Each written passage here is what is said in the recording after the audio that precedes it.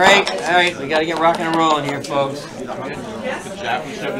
All right, I would like to call to order the regular monthly meeting of the Fairlawn Board of Education for February 15th, 2018.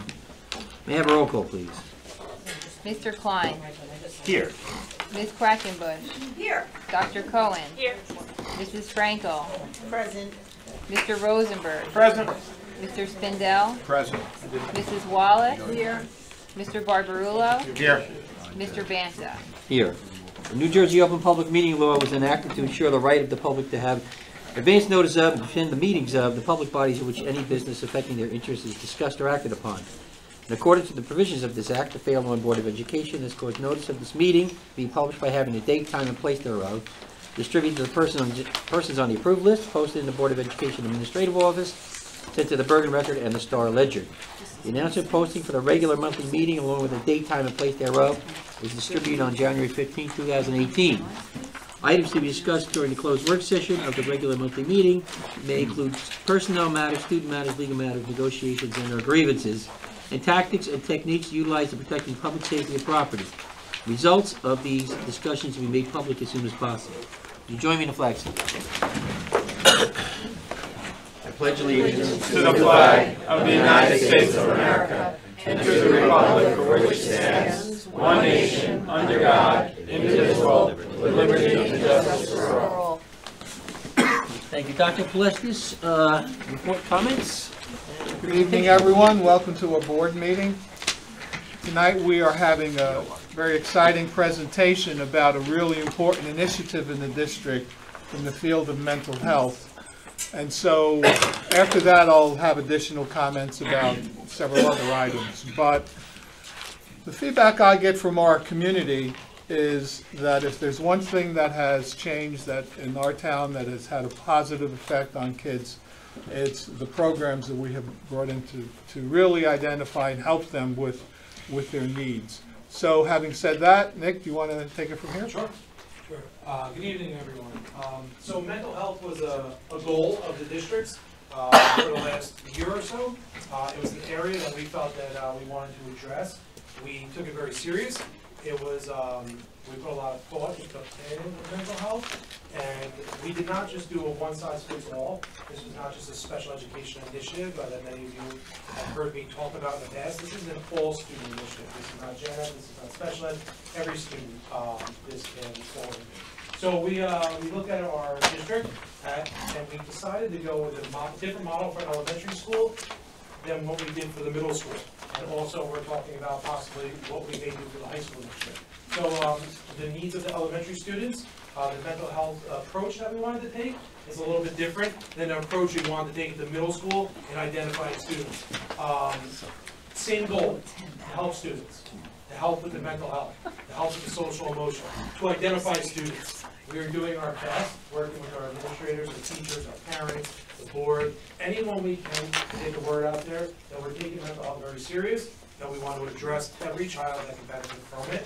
And in just a short period of time, October, I mean, we pretty much rolled this out. We started planning in July. By October, we had mental health initiatives in all of our schools, which is very impressive. We may not be housed in the high school, but if there's ever a student at need at the high school, there are times where we can reach out to all of our mental health people that are in district, reach out. In the elementary, we have Care Plus, who is here tonight, and they're going to present about the elementary model that we have here. And then at the middle schools, we have Effective School Solutions, and they're here as well tonight to present after Care Plus to talk about the middle school.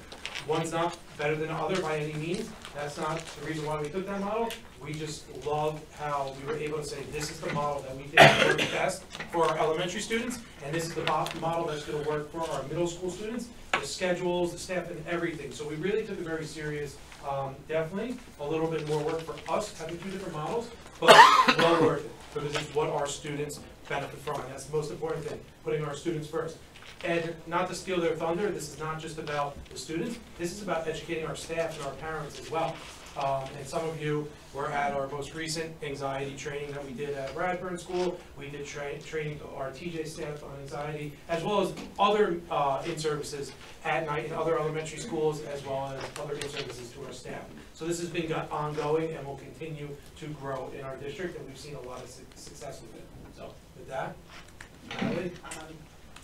So I would just want to piggyback on what Nick said, that we are super excited to have both groups with us tonight to present. I'm glad that Nick mentioned that this is really a comprehensive mental health approach, because it is student, staff, family, community. It's so important to be able to educate everybody about the mental health concerns that we have and how we can help our students. So I'm very happy tonight from Care Plus, we have Yahaira Vasco, who is one of the 4 counselors that we have here in district, and Lorraine Garrett-Mullins, who is her supervisor, I'm sorry, I don't know your role. I'm Director of School-Based Services. So I just want to say that from the beginning, Lorraine worked with us over the summer and really helped get us some fabulous counselors for our program. We have great clinicians in the schools, great feedback, and I'm going to welcome Yahaira to come up and speak about the inroads that we have made in areas of mental health in our city. So Yahaira. Natalie. So I'm Yahaira Vasco, as Natalie said. I'm the clinical program manager, so I am a counselor within the schools, and I oversee kind of all the 6 elementary schools, making sure that everyone's needs are being met. A little bit about Care Plus. We've been around for 35 years, and we've been particularly here in the Fairlawn office for 20 years, I believe. So we know this community pretty well, and we've been trying and working hard in terms of mental health services locally. So we want to talk about a little bit what we've been seeing in all the schools. So Fairlawn School District, like many other school districts, is seeing the increased need. You know, 1 in 5 kids is dealing with mental health issues or substance abuse problems in their school years. And we're also seeing that 60% of kids don't have access to the services due to stigma or due to just access to the services locally. So a lot of school districts are doing exactly what Fairlawn is doing, which is trying to find models that will work with agencies such as Care Plus and Effective School Solutions to try to make sure that the needs of the students are being met, because they're not able to be successful academically if they have other issues going on that are not being addressed. So it's wonderful that we're all here and that Fairlawn has seen the need and has responded to it in the way that they have. So Care Plus in the elementary schools, we started, as Nick said, in October, and we've been working diligently with the principals, administration, the staff, and the kids and parents, and it's been a wonderful collaboration and partnership. One of the wonderful things that we're doing is able to service the kids in the schools where they're comfortable, where it's familiar, where families feel much more comfortable than necessarily having to go to another agency and seek the services on their own without having a familiar face. We've been very lucky and able to work with parents in a way even if the need is more than what can be provided in the school because they need more from us, whether it's psychiatric evaluation or whatnot, we've been able to link them locally to our services and really offering them the continuum of care and the wraparound services that they need. So it's been very exciting. So, since we started, here are our numbers in terms of what we've been doing. We've been seeing students individually, 103 students that are currently being receiving services in the school for individual counseling sessions. Some of the kids we've been working with are dealing with anxiety, adjustments, whether it's they just moved, new to the country, new siblings, testing year, they're having difficulty with the work, whatever's going on. And we have students who are also dealing with depression and some ongoing behavioral issues, whether it's defiance or just difficulty managing the classroom dynamic. We have 55 students who've been participating in our skill building groups, and that's with our social skills groups, coping strategies for them to get those strategies that they need to be successful in their classroom and manage their emotions, as well as self-esteem. We've had 27 different students and families that we've linked to clinical community services. So that might be the psychiatric evaluation, guiding them through performed care and starting children's mobile and in-home services for them, and outpatient services as well. And we've had about 16 just for local community agencies, whether it's charities, food pantries, anything else that they might be needing. So we've been trying to link as many families as possible so that their needs are met. And district-wide, we have about 15 school clearances, and that includes elementary, middle school, and high school. So what's great about that is that they're able to hopefully get cleared and return to school much faster than if they had to wait and get an appointment or go through a different avenue. So we've seen great success with that, and every time a student is cleared, we always offer linkages to additional services if they are not already linked. As Nick had mentioned, our professional development. So in November, we had all the elementary schools professional staff participate in Youth Mental Health 101. And we just discussed the main things that we felt they really needed to know in order to be able to identify students who might be in need of services, any common symptoms and signs, any questions that they might have were addressed, and just really looking to see how can we better support the staff in identifying and also making sure that we're working collaboratively with them in identifying students and working with them. And now, currently in the spring, we've started our spring professional development. We had an Anxiety 101 recently, a self-care workshop for the staff. Too often, our teachers are not taking care of themselves and realizing that they also need to make sure that they're doing well in order to do their jobs wonderfully, as they already do. And also, we're going to be working on de-escalation strategies for the classroom, things that they can do, little kits they can create to help the students stay in class for as long as possible. And parent workshops, which I heard a few board members attended, so I was very excited. So we've done 3 so far. We have 1 more coming up, and we have one every month until May. I did the positive communication and, effective communication and positive discipline, which was wonderful. And then we had the Anxiety 101, which I heard went well and was well attended. So we're hoping now that the weather's breaking, we'll have more parents come out and participate.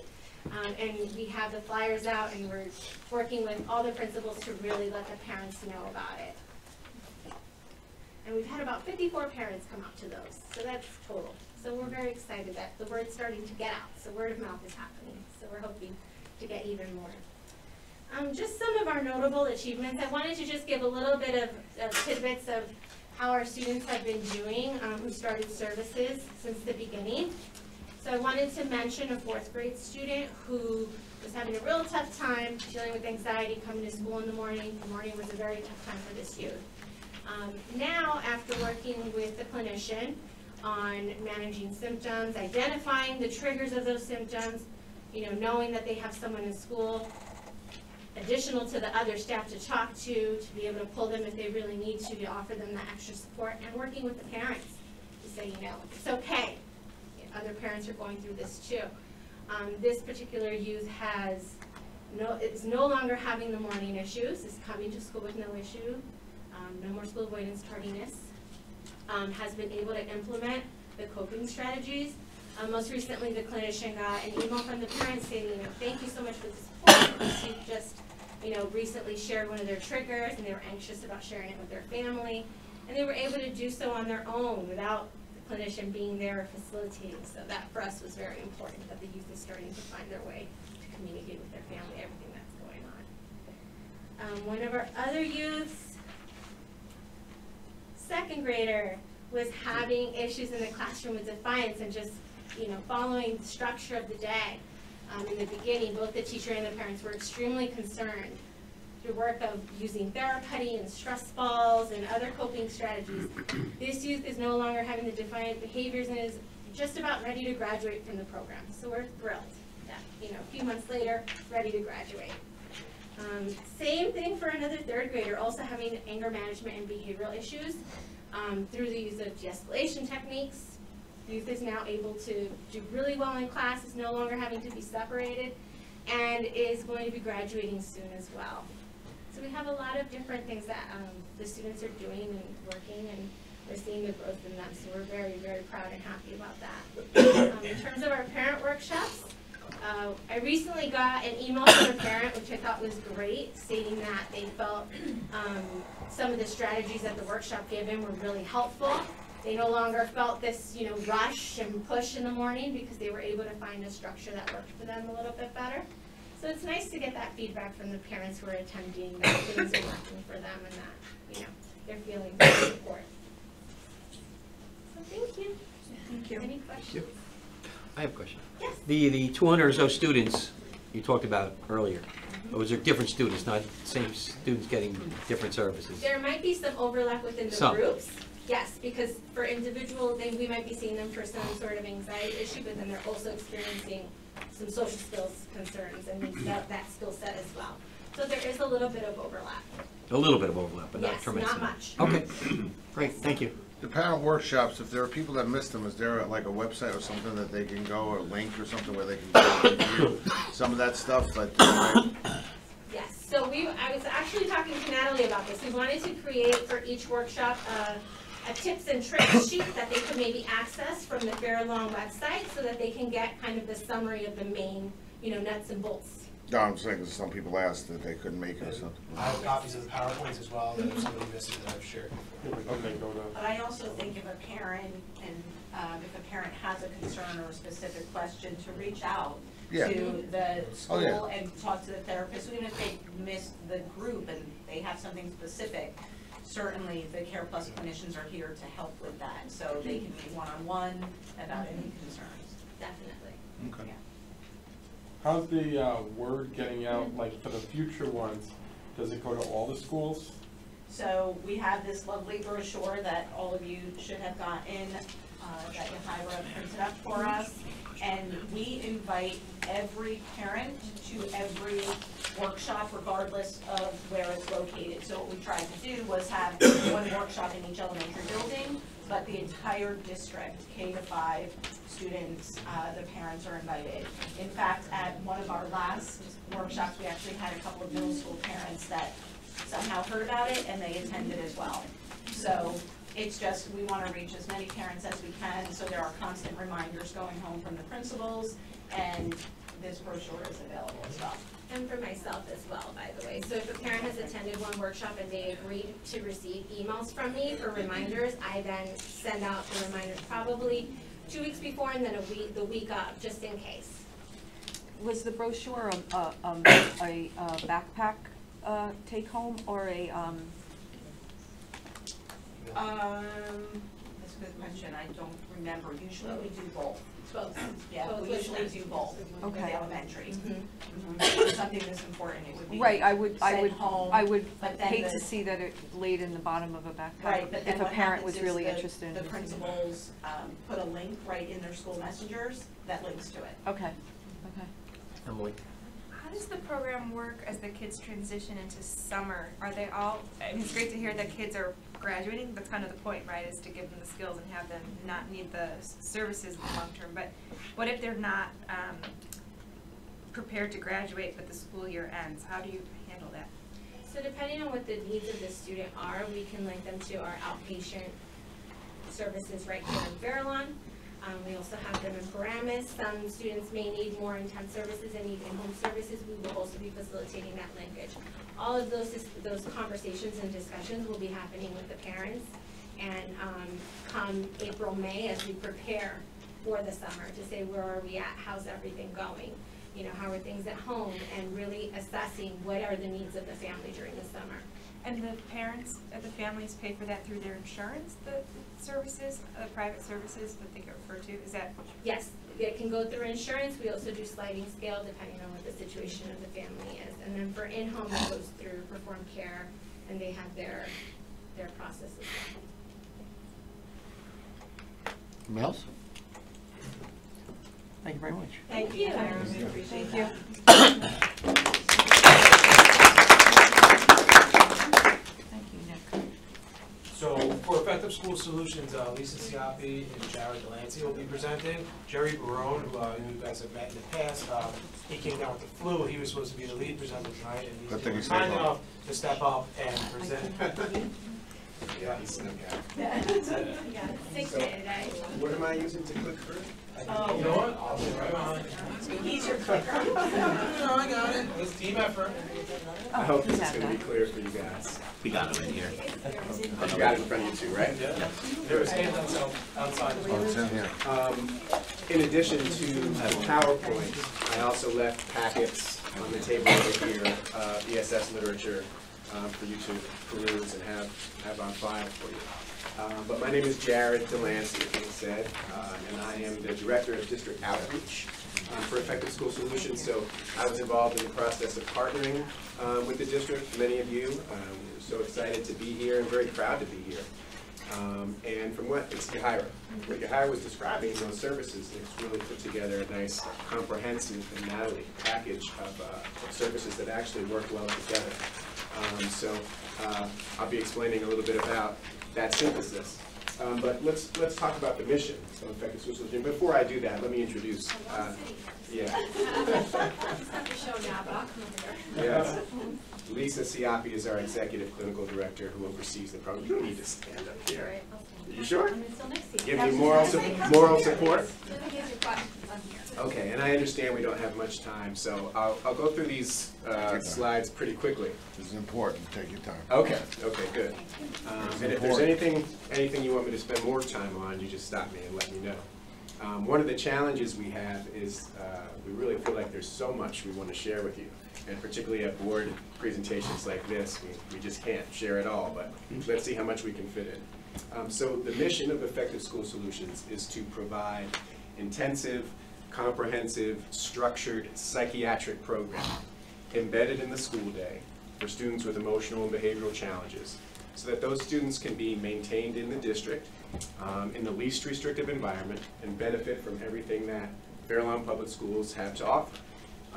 We're well aware that students, for example, who are placed out in a private therapeutic school, just no matter how good the school, are not going to get the same type of experience that they'd get, overall educational experience, in a public school district, particularly one like Fair Lawns. So that's the mission. We're accomplishing that by bringing psychiatric expertise and treatment protocols, and I'm going to be going over all of that a little more in depth as well. Mental health professionals, clinical supervision, quality management, and working with these students. In Fair Lawn, who are these students and what type of challenges are they bringing to the ESS program? Here's a sampling. Suicidal and homicidal ideation. I don't have to go too far in depth for us to understand how important that is. So working with students with that type of challenge. Also aggressive behaviors at school and at home.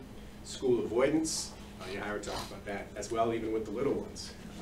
Extreme family conflict, history of PTSD, post-traumatic stress disorder, which involves sexual abuse, witnessing violent incidents. So we're seeing this in our students. Neglect, acute risk for psychiatric hospitalization.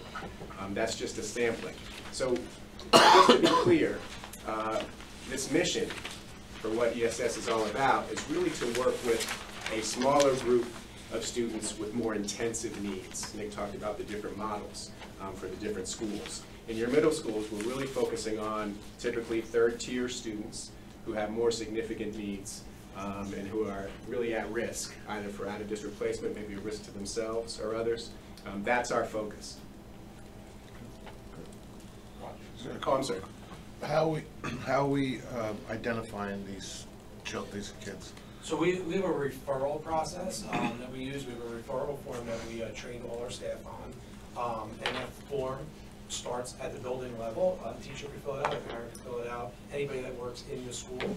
And then that form is looked at by the building level administrator. And then the building level administrator with their team, they review it, they fill it out, they sign it, then it comes to me. So ultimately, I am the gatekeeper where I oversee it, because we have a certain amount of slots available for these students in each building.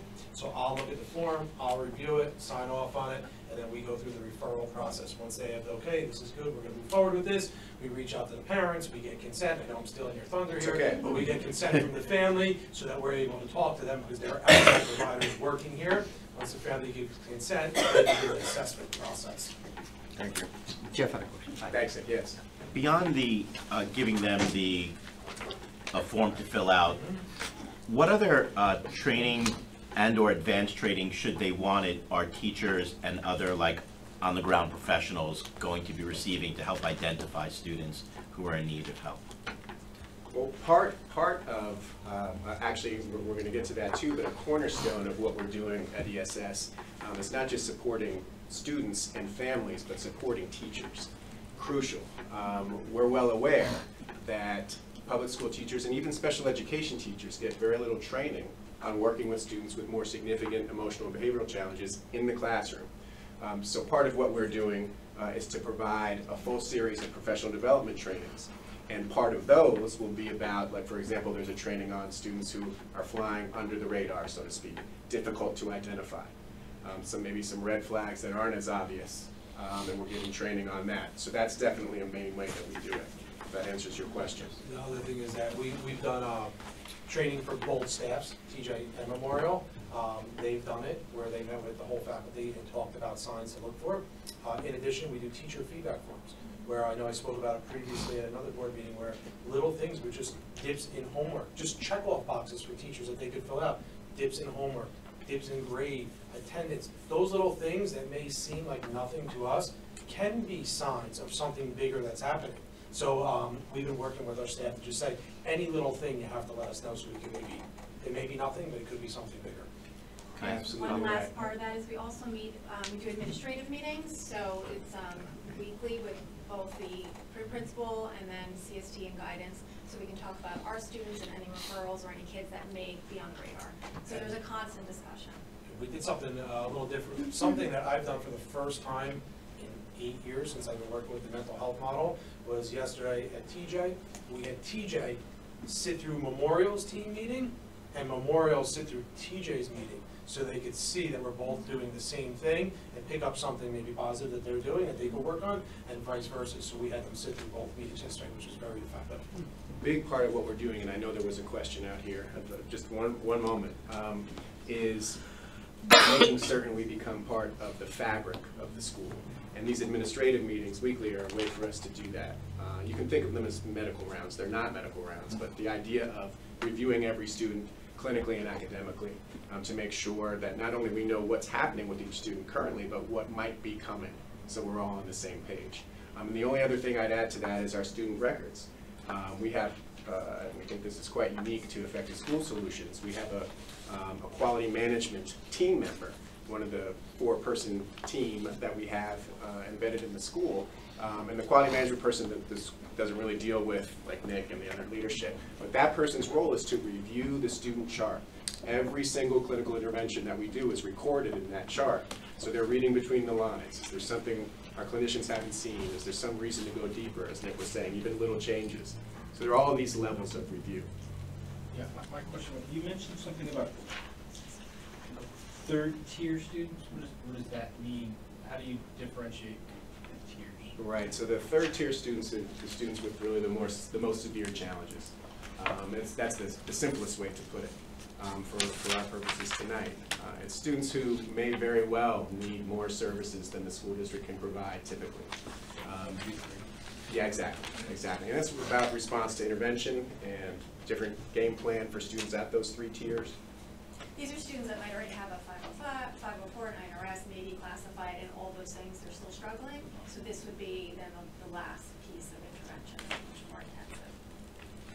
Okay. Yes. I'm assuming that there are many who graduate from this program, correct? Correct. Even when you say graduate, not just graduate the school, but they're discharged from the program. Right. Yes. So the question is there at the end of at the beginning of a new school year, is there any follow-up on those students who have graduated to see if they are still successful? And have you done anything statistically regarding your program to show the statistics whether or not it is really working?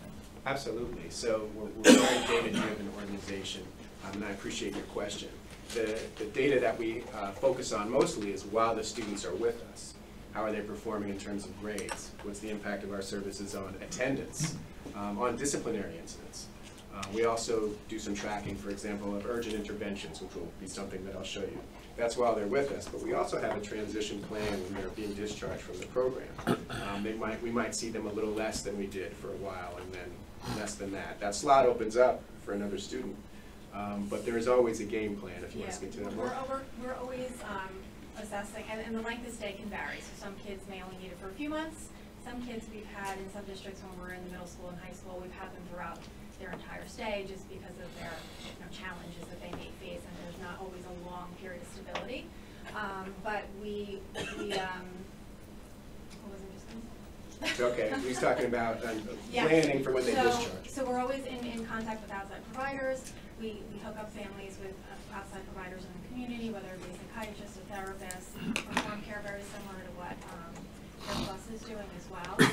And then we'll do a step-down process. So once, when we talk about discharge in those admin meetings, so when we're in those meetings with all of the people in the building, they all know what's going on. They're seeing academically, how are they performing at school, how are they performing at home. These are discussions we're having as a team. Once we decide that the student is maybe possibly ready to step down, we don't just discharge them immediately, we'll step them down. So what that means is they get grouped, 3 to 5 days a week depending on the schedule. So what will happen is they'll just be on an individual basis. So they'll get individual once a week and family, and then from there we'll start scaling it down to then graduate to make sure that they're still continuing to remain stable.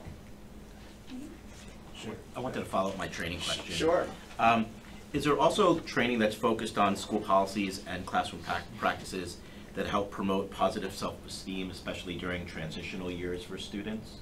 Is that part of the program? Has that been discussed?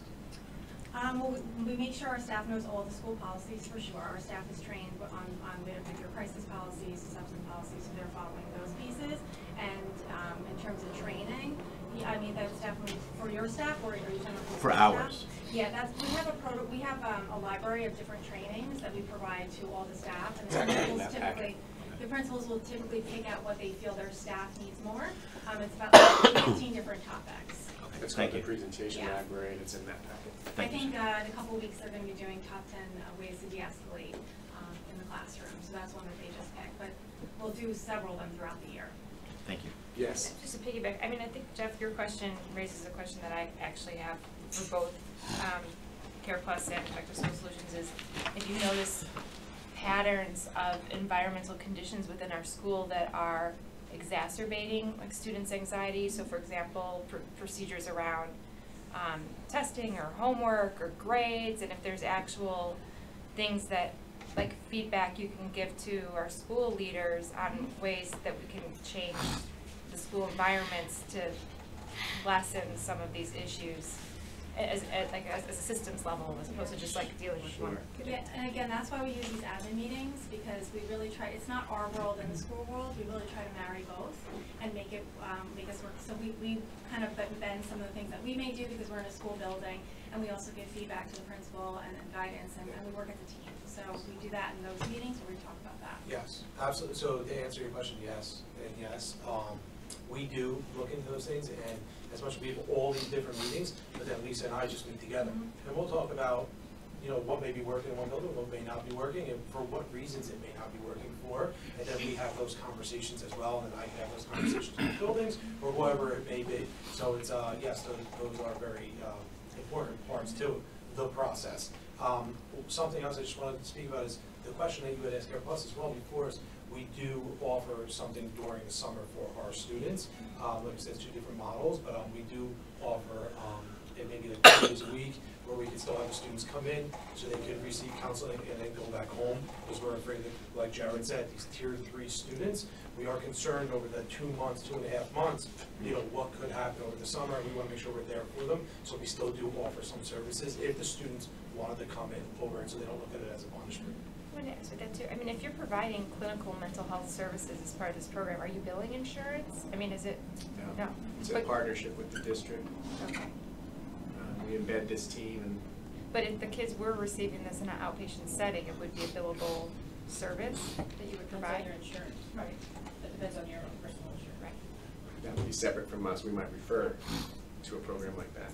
Also, I just wanted to say your question is a really timely one about changes, systemic changes in school systems and how to lessen pressures on students, et cetera. That's definitely a longer discussion, but those things are happening, for sure. Thank You you. have a question out of the audience. Oh, I'm sorry. Yes. Okay. You mentioned that there's only a certain number of slots. Is that per grade or is that per school? And getting into those slots, okay. I see that once you're in middle school, you're flagged as a candidate for the program. What about 5th graders that are moving up to middle school? Are they flagged prior, or are they only flagged once they get there? So strategically, I try not to give all the slots away, because we never know if there is a crisis or if something comes up and there's a slot. We want to make sure that we have a slot available. don't tell me that I said that, or you can stop filming. We do this on purpose. We want to make sure that no student is turned away. So also, we look at our students on a weekly basis where we say, what students are we stepping down? What students are we graduating? Students that step down, open up other slots. So we're constantly looking at our role and talking about the 5th grade students coming up to the middle school and the 8th grade students going to the high school. So we're having those conversations on a daily and weekly basis to talk about that. Sure. Okay. Just a sampling of some of the services we offer, both student-focused and parent-focused. Group therapy, do an independent lunch period. A lot of our kids really struggle with the lunch period, whether they're causing the trouble or they're the victims of the trouble. So we like to provide a safe haven from that chaos and have students involved in a separate lunch. Learning strategies is, we're very focused on these grades, and I haven't gotten that across. And we want our students who are struggling academically, not all of our students struggle academically, but most of them do, to get support in a learning strategies class that our clinician will be a part of to kind of hold the hand of our students. It's another opportunity for us to check in. Weekly individual therapy, classroom intervention with crises. Just a quick note on that. I think that's crucial in our model, is to really, we end up becoming like the best friend of the child study team. Who are the students we're working with? It's the students who are really giving the child study team a run for their money. And who take up so much of their time and resources. So those are really ESS kids. And so if that student is melting down or becoming dysregulated in class, we get that call, not the school social worker or an assistant principal, et cetera. And we're trying to return the student to class, but we're doing whatever we can to support that student in that situation. Crisis intervention. And we also track those. I'll show you a slide on that as well. School avoidance and home visits, just as an example of something specific we focus on. Parent focus, we do family therapy. We do family psychoeducation and support program, which is an opportunity for parents and for families to come together and lean on one another, get some psychoeducation about different topics, and support one another in this process, and families really appreciate that. And then there's a newsletter that we send to parents called Solutions, just a one-page newsletter that summarizes some important topic in adolescent mental health. It might be about psychotropic medication. We want to give them information. We want to constantly be supporting them and give them tips for working with their child in the home. Solutions does that. In those packets, maybe the best comprehensive piece of all the literature that we have to summarize what I'm talking about tonight, you can't really see the script up there. We call it the 9 elements. It says effective school solutions, the solution that cannot be replicated. And it just touches on all of the reasons why we feel like what we're doing and the package that we're bringing would be next to impossible for a school district to do on their own, not because they don't have the people talented enough to do it, but because structurally your hands are tied in many ways in terms of psychotherapy and what you can do and can't do with a student, how much time you have, how many people you have to provide these services. So we summarize that in that one piece there. Protocols, we have particular ways we want the services delivered. Again, I won't take too much time on that. School avoidance is an example. We know what drives the success of the program. We want our clinicians not only to rely on their experience, but to rely on these protocols in delivering the services. School avoidance, for example, involves home visits. It involves a questionnaire that gets to the underlying causes of school avoidance, maybe an enmeshed relationship or some type of enabling going on. And then the family therapy revolves around that. So it's a particular protocol. Quality management, which I talked about. School avoidance behavioral student programming is another protocol. Measurement of performance, I mentioned the data that we collect. Family services, we talked about clinical documentation, that student record, and highly experienced staff. We're always working with staff who are coming from psychiatric settings. We never interview staff who haven't had at least 3 years of experience post-graduation. Really out there doing the real work. So that's an example. In terms of measurement, just to focus on one of those pieces of the 9 elements, we collect and report on objective measures. I mentioned reading, reading we do for some of the younger students in elementary schools, but attendance, disciplinary incidents, grades. The impact of services on student performance, that shows you in retention of students in district how the student's performance is impacted by our services. We always compare it to a baseline marking period before they started with us. And also in terms of data that shows we're maintaining students successfully in district and not sending students out with these services in place. You want to go to? Okay, just another quick piece in terms of, this slide is really about, we're not a program trying to turn kids away. There are some programs that exist, community services, for example, maybe newfangled ones where it's harder to get into than an Ivy League school. We want to work with the students. You're referring to us when Nick talked about that process of referral. So this slide shows that of the 20 students that were referred to us, we were working with 19 of them. 19 came into the program. So just to demonstrate that. And urgent sessions I mentioned earlier, the number 130. Just like Yahira was talking about some of the numbers so far with the students they're working at, this is a number of urgent sessions, and that's as of when? That's from October. Yeah, so that was as of October 1, 130 instances where you might have called on the school social worker or the assistant principal or the dean or whomever, so there's something happening. This is outside of the structured program of what we already provide. That shows you what some of the pressure taken off the shoulders of the child study team. The proof is in the pudding for how the program is going. Here's the pudding. This is a parent satisfaction survey.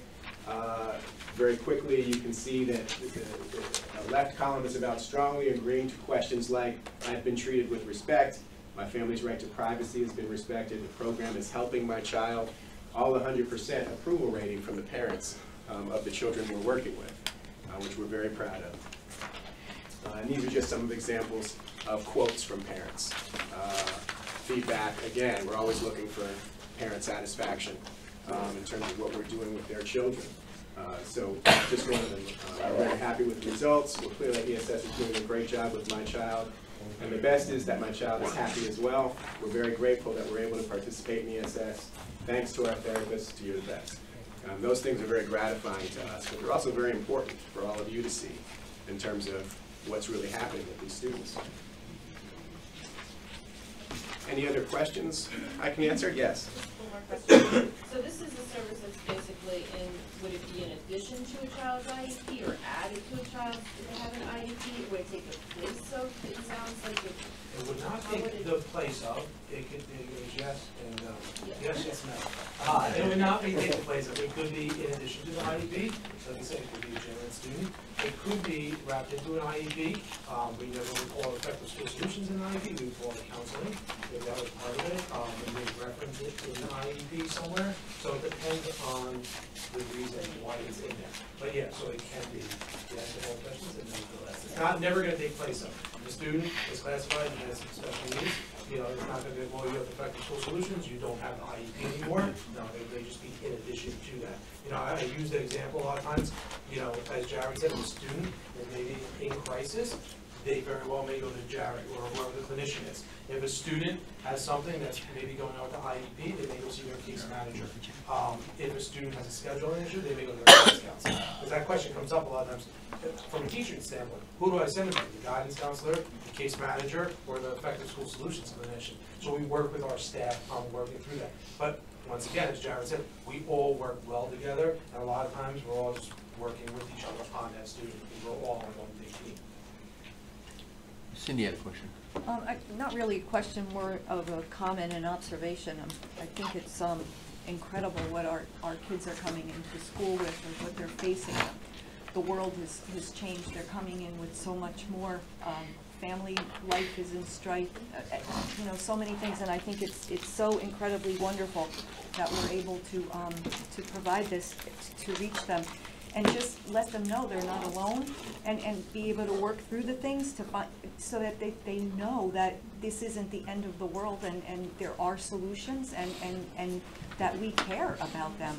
I really, I'm so impressed with the program, and thank you. Thank you. I have a follow-up question to that comment. So the 130 kids that you've seen in crisis since October, do you think those kids would benefit from more than just a crisis management session in that moment of crisis? Like, do they need follow-up services? So those 130 are just our cohort. Oh, they're just It's not right. So it's those kids, the 10 and 9 from each building, that are being seen that many times on top of their individual 130 times. Okay, Yeah, thank you. so that just shows how much in need and sometimes how much in crisis they might be. But if a kid who's not in the program has some kind of meltdown, then it goes to, So we're always available to consult because our clinician is there full-time. She's there the whole day, so they do consult on students. But yeah, it's only our cohort that would come to us. I see, okay, thank you. Anyone else? Question? No? Thank you very much. Oh, I'm sorry. Sure. It's more for the first group. I'm sorry, I didn't realize we could ask questions. Sure. Is there someone on staff, it might be more a question for Cafeteria, but is there someone from Care Plus at Edison? Not full-time, but if we needed them to be, there could be. Yeah, so if we Yes, have a I've student noticed- at Edison that could benefit from Care Plus, of course, correct? I just have never gotten any communications about parents events, I've never gotten any communications about any of this stuff, and I'm just a little kind of taken back. Sorry if I'm gonna get a little emotional, I just feel it's something that I could benefit from, and I just haven't gotten any communications at all, so I apologize. But I don't know what that's done. Yeah, That we can bring forward when you're, Without doubt. thank you. You're welcome. Actually, my son is in fifth grade and currently sees the Care Plus therapist at his school. And I do have a lot of concern with the summer break, like Emily mentioned. I brought it up this past week. And I understand that the woman that he sees will not be available to him over the summer through Care Plus, and I'm just wondering why. You know, it took a lot for him to build that relationship and trust her, and if this is a huge transition, me trying to get him into the middle school, so I just kind of feel like having that connection through the summer would benefit him, instead of trying to build a relationship. That's my concern as a parent. So when we contracted with Care Plus, it was a September through June program. It is not something that is typically part of the Care Plus program. Right. I'm more than willing to pay for services. I just want the same person. Okay, so I think what we can offer, because Care Plus is right in Fairlawn. Right. So we can easily work that out for you. So you'll work through Yahira. I'm Lorraine. I'm the director of school-based programs. We can make that happen for you. We're right in Fairlawn and taking on you.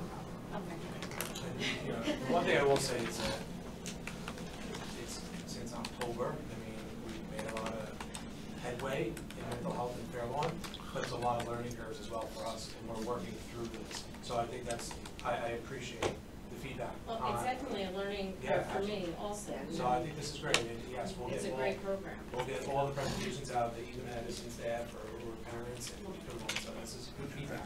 Yeah, I think it's wonderful, I'm not trying to take away from it, I think it's Absolutely. fantastic, it's something that we could have benefited from 5 years ago, you know, really could have, so. Yes. I would say with a daughter that suffers from mental health problems, this is the best thing ever that we have. I'm sorry that we didn't have it at the time when she was here. I've been outdoors, we've done high focus, we've done a lot of things. And being in the school system for ours, I see our kids, mostly our special ed in my class that go. It's the most wonderful thing in the world to have that backup. It really is. I just want to add that I feel so much better about Fairlawn this year. And, you know, we had so much evidence that came my way last year about kids in crisis. Our social workers, our folks were doing a great job, but the numbers were overwhelming, as you can see. And I want to thank the board for supporting the concept, Natalie and Nick for your creativity in putting this together. Certainly, we need to continue this, but there are many, many districts that have not gone down this road, and our most important value in the district is our kids. And this has helped many, many kids and will continue to do so. And we're just seeing the infancy of this. We're just seeing the infancy. So thank you so much. The goal is to bring it to the high school too. I just asked, I mean, I know we're Ideally, yes. Yeah, right, because everybody knows what happened. So in situations like that, do you, I know it's more difficult for little children, but for kids that are in that possible age, do you provide more access? Do you provide more counselors in the event that something like that happens? So, like, not to the school in which an event takes place, But I'm talking like in, you know what I mean, like in general. So if somebody, you knew somebody, or is, you know, you want to make sure that you're available to the largest, you know, segment. You know So what I I mean? can tell you when we've had issues that may have even arisen this year in district in a particular school, I know that our clinicians at the middle school and at the elementary school have made themselves available to particular buildings. So whenever there's any kind of a crisis or a possibility of students being upset by some situation that happened, Mr. Garcia always has a child study team, and we have guidance counselors and anybody that can help us out. Our PIN number are made available so students know. But also what's great about ESS and our Care Plus folks is that they've done the same thing for us. And we've seen that happen this year. So even though they're basically working with specific children when we have a crisis, they are part of our team. Elise had a question and Mike. We're hoping to. I just wanted to say, and I don't know if you want to say it, but I don't want the audience or, you know, the at-home audience to be left thinking that there's nothing at the high school. There are things, it's not Care Plus or ESS, but the high school has its own. Yes. We do. We have a full functioning, all our child study teams are fully functioning. But our child study team at the high school is there full-time. They don't switch. Some at Memorial may be working in another school at times. So our high school, our child study team has licensed social workers on staff. So at this point, we felt when we rolled this out that it would benefit the elementary and the middle schools, because at times the teens could be in other buildings, and God forbid there was a crisis. We wanted to make sure we had somebody there for them. But now we're looking at the benefit of it, but also the reality of it that the students that are in the middle school are eventually going to be going to the high school, and we want to make sure we have services for them there as well. So we're still talking about that right now, but yes, Elise, very good point. And Mike. So correct me if I'm wrong also, that if something happens in our school, there are also flight teams from other districts that come in, and we do the same thing. We do the same thing for them. So that's already set up and really, and I've seen it work actually. What I wanted to say was, I'm very impressed. First of all, I was very impressed with Anxiety 101. But I'm very impressed with how quickly this has assimilated into the school culture. So, you know, it was one thing to get it into the schools, but from October to February, it's like it's evidence to me anyways, that it's become part of the school fabric. And yes, we all know kids today have that much baggage coming in, and you know, I'm a middle school teacher, and I know how, you know, what these kids are coming in with, and I find out stuff like every day that I don't want to find out, but I do, and we deal with it, and it's good to have, you know, professionals that teachers could go to and say, how do I deal with it? So. I may have missed it. At the elementary school, what skill building groups are offered when your students attend, and are those teacher referrals? So the skill building groups that are offered are based on kind of the need that's being presented, and that comes from teachers, principals, it can also come from parents. So we do social skills is one of the big ones for little people. Right. Just knowing how to get along and how to interact with each other. Self-esteem, making sure that they are saying wonderful things to themselves versus any negative messages.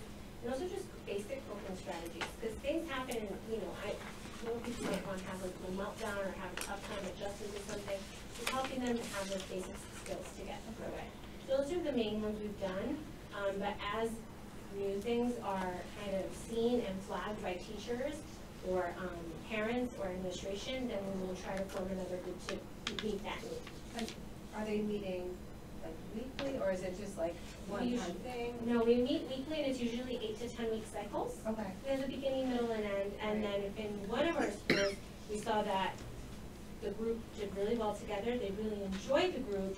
The feedback was we want to continue, so then we started a new cycle with the same members. Thank you. And if the parent had a concern, who would they approach? The principal or probably the principal? Okay. In elementary schools, yes. All right, thank you. I'm just curious, for Care Plus, I'm just interested, do you use the latest like evidence-based models for your groups? Do you adapt them based on what the research literature as it evolves on what works for whom? Yes, definitely. So we have various curriculums that we will take and adapt to meet the needs of the elementary school kids. So whether it's a CBT-based model or whether we're just looking at, depending on what the issue is, right? But CBT tends to be one of the major models that we use for most of our groups. Okay, anyone else? Okay. Thank you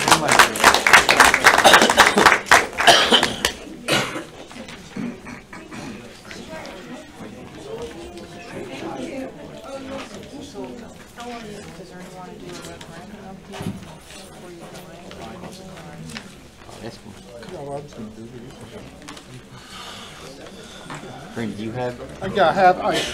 Thank you, everyone. I want to just continue and highlight a few other issues.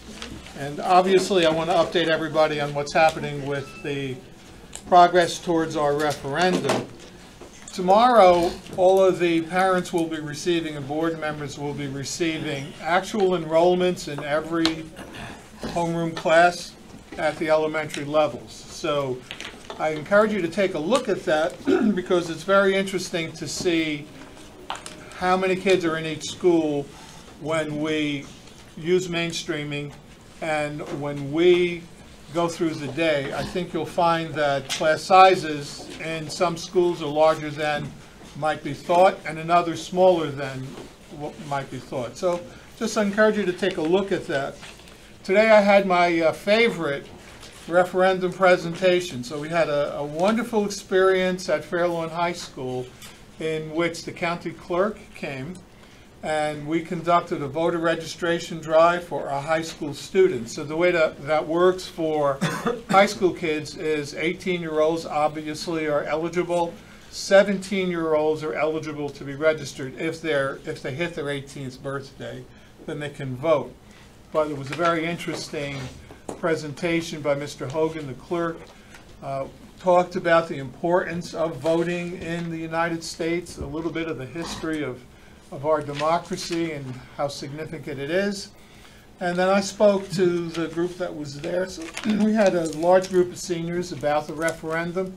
They were pretty well versed in it too. I was surprised. I started by saying, how many of you know about the referendum? I think almost all of the hands went up.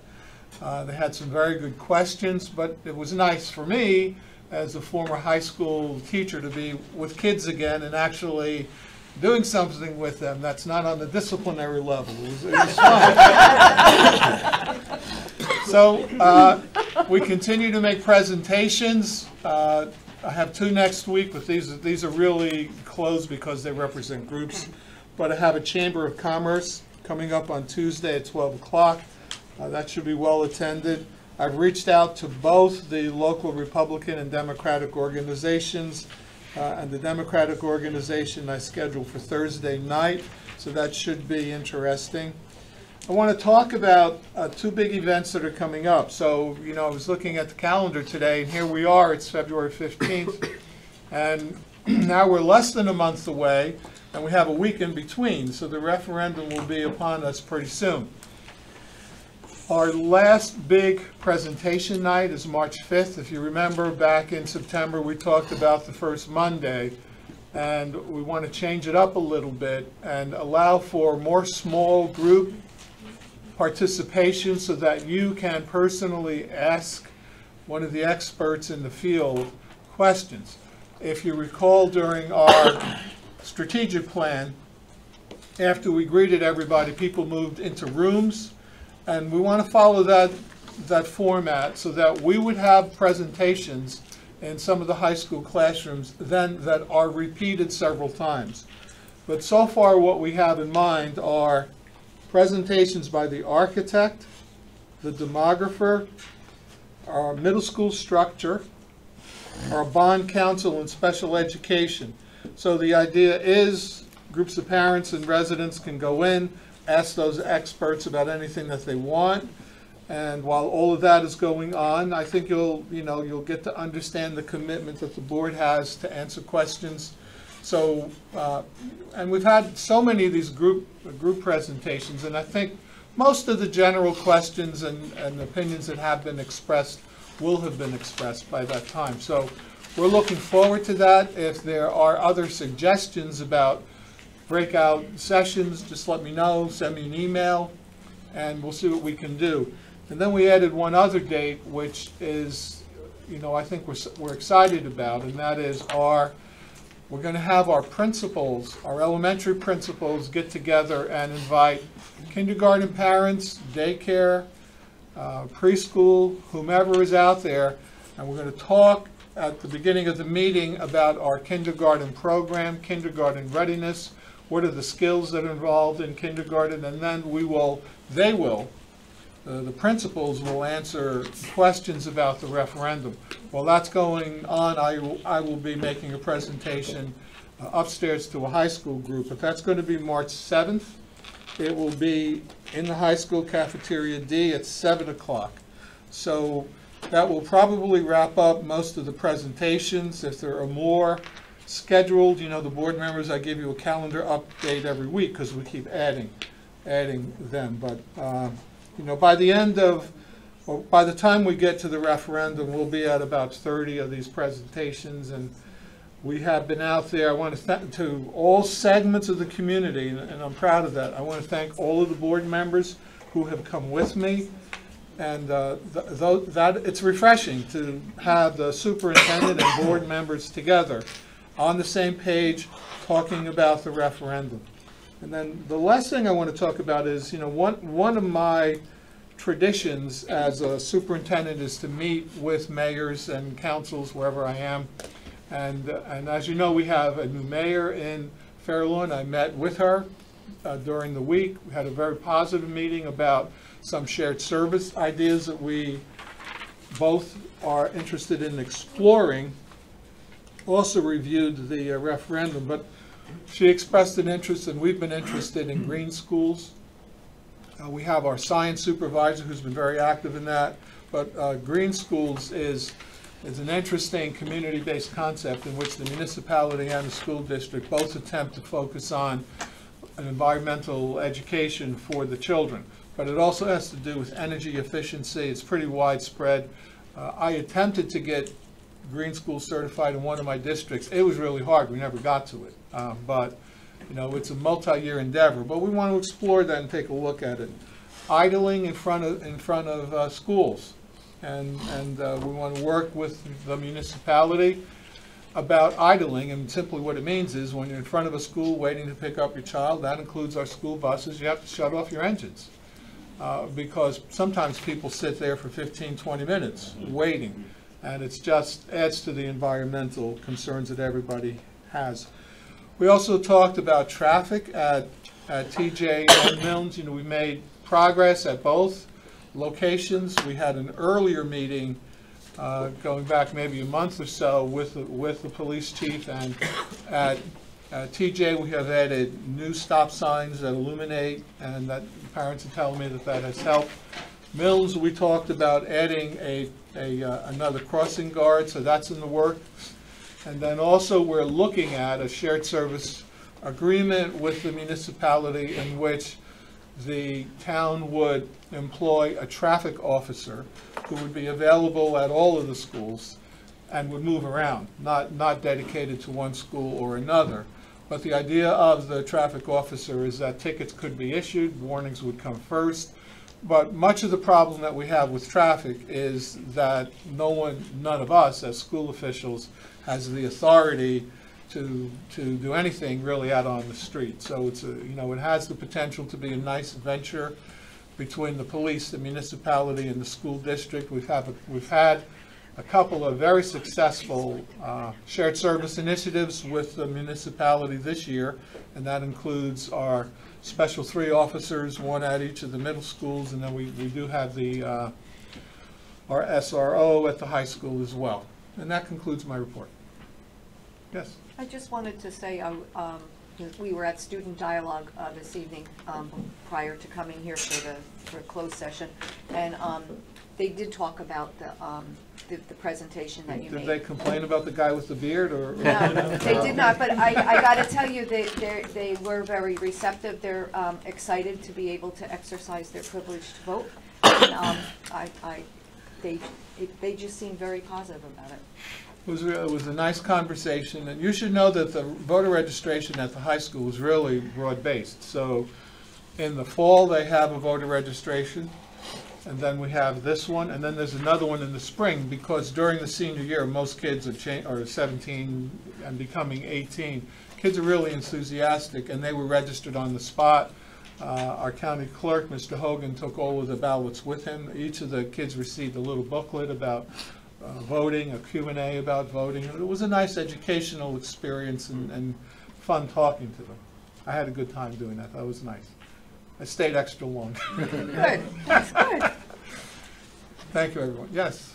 The March 7th meeting that you're having with the principals and the kindergarten parents, that's the night of the high school PTA meeting that you discussed? That's the one I'm coming to. Okay, and the principals are coming principals, also, or that's separate? That is separate. Okay. So believe it or not, the principals are on their own.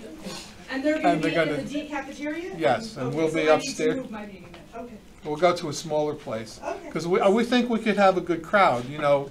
Yeah. The idea of the principals doing this is they're well versed in what's happening in kindergarten. They you know, each of the principals has a lot of experience, and you know that we've gained a lot programmatically since moving towards a full-day kindergarten. They have a lot of that material. Those parents that have kindergarten children for the first time want to know what kindergarten is about, but I'm also convinced that younger parents want that information as well. We are doing everything we can to reach out to nursery schools. We've had calls, we've dropped off PowerPoints, we have a contact list, but it's a hard group to make presentations to because they're dropping the kids off, and you know, so they're not there during the day. But if you are involved with any daycare, nursery school, pre-K, or you have somebody ready to go to kindergarten, please help start spreading the word. So the principals will be downstairs. They'll talk about the academic, social, emotional part of kindergarten, and then they will do bits and pieces about and answer your questions about the referendum. I'll be upstairs with the high school group. So thank you very much. Concludes my report. Thank you, Ernie. Okay, action items. You know, on page 9, I'm sorry, the minutes, we got to approve that. G1, page 3, G1 and G2, approval of minutes, approval of policies. That's the first reading on these policies. Could I have a motion, please? So moved. Second. Any discussion, board members? All in favor? Aye. Okay. Now, look at that. S1, retirement. S2, no items. S3 is going to be pulled. S4, for the business. Motion through S1 through S4, pulling S3. So moved. Second. Mary, would you read A? Yes. Resolution regarding the retirement of Sharon Burke. Whereas Mrs. Sharon Burke, a dedicated third grade teacher at Henry B. Milne School in Fairlawn since 1992, has requested retirement effective at the end of the day on June 30th, 2018. And whereas Mrs. Sharon Burke, who with professional skill successfully stimulated and motivated her students toward greater scholastic achievement, and who with patience and understanding has enriched the lives of those children entrusted to her care, and whereas Mrs. Sharon Burke, in the exercise of her daily dedication to the teaching profession, has won the esteem and affection of students, parents, and colleagues, therefore be it resolved that the Fairlawn Board of Education hereby publicly acknowledges the accomplishments achieved by Mrs. Sharon Burke during her tenure in Fairlawn, and wishes for her many satisfying and rewarding years in her forthcoming retirement. And be it further resolved that the Secretary of the Board of Education be directed to spread this resolution in full upon the minutes, and that a copy of this resolution be sent by the Superintendent of Schools to Mrs. Sharon Burke. Thank you, Mayor. Ron, could you read B? Sure. Excuse me. Whereas Mrs. Ellen Rivera, a dedicated third grade teacher at John A. Forrest Elementary School since 1990, has requested retirement at the end of the day on June 30th, 2018. And whereas Mrs. Ellen Rivera has throughout these past 28 years used her diverse talents to stimulate the minds of the young children she served and to influence them to achieve their greatest potential. And whereas Mrs. Ellen Rivera encompasses those attributes of devotion and understanding of children through patience, open-mindedness, and knowledge so essential to the effectiveness of an elementary classroom teacher.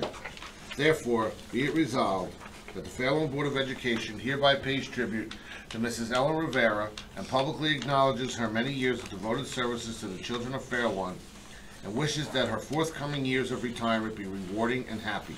And be it further resolved that the Secretary to the Board of Education be instructed to spread this resolution in full upon the minutes, and that the Superintendent of Schools send a copy to the employee, be it honored. Thank you, Ron. Any board members have questions or comments on S1 through S4? Mary? Always, yes. Always, because I still know these people.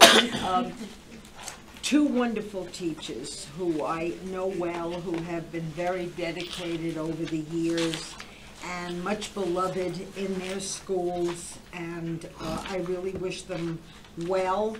And I just want to point out that Sharon Burke is one of the stars of the movie that the teachers made for the referendum. So if anybody wants to see Sharon Burke, she's the star in the movie. So I do wish them well, and they certainly deserve a happy retirement.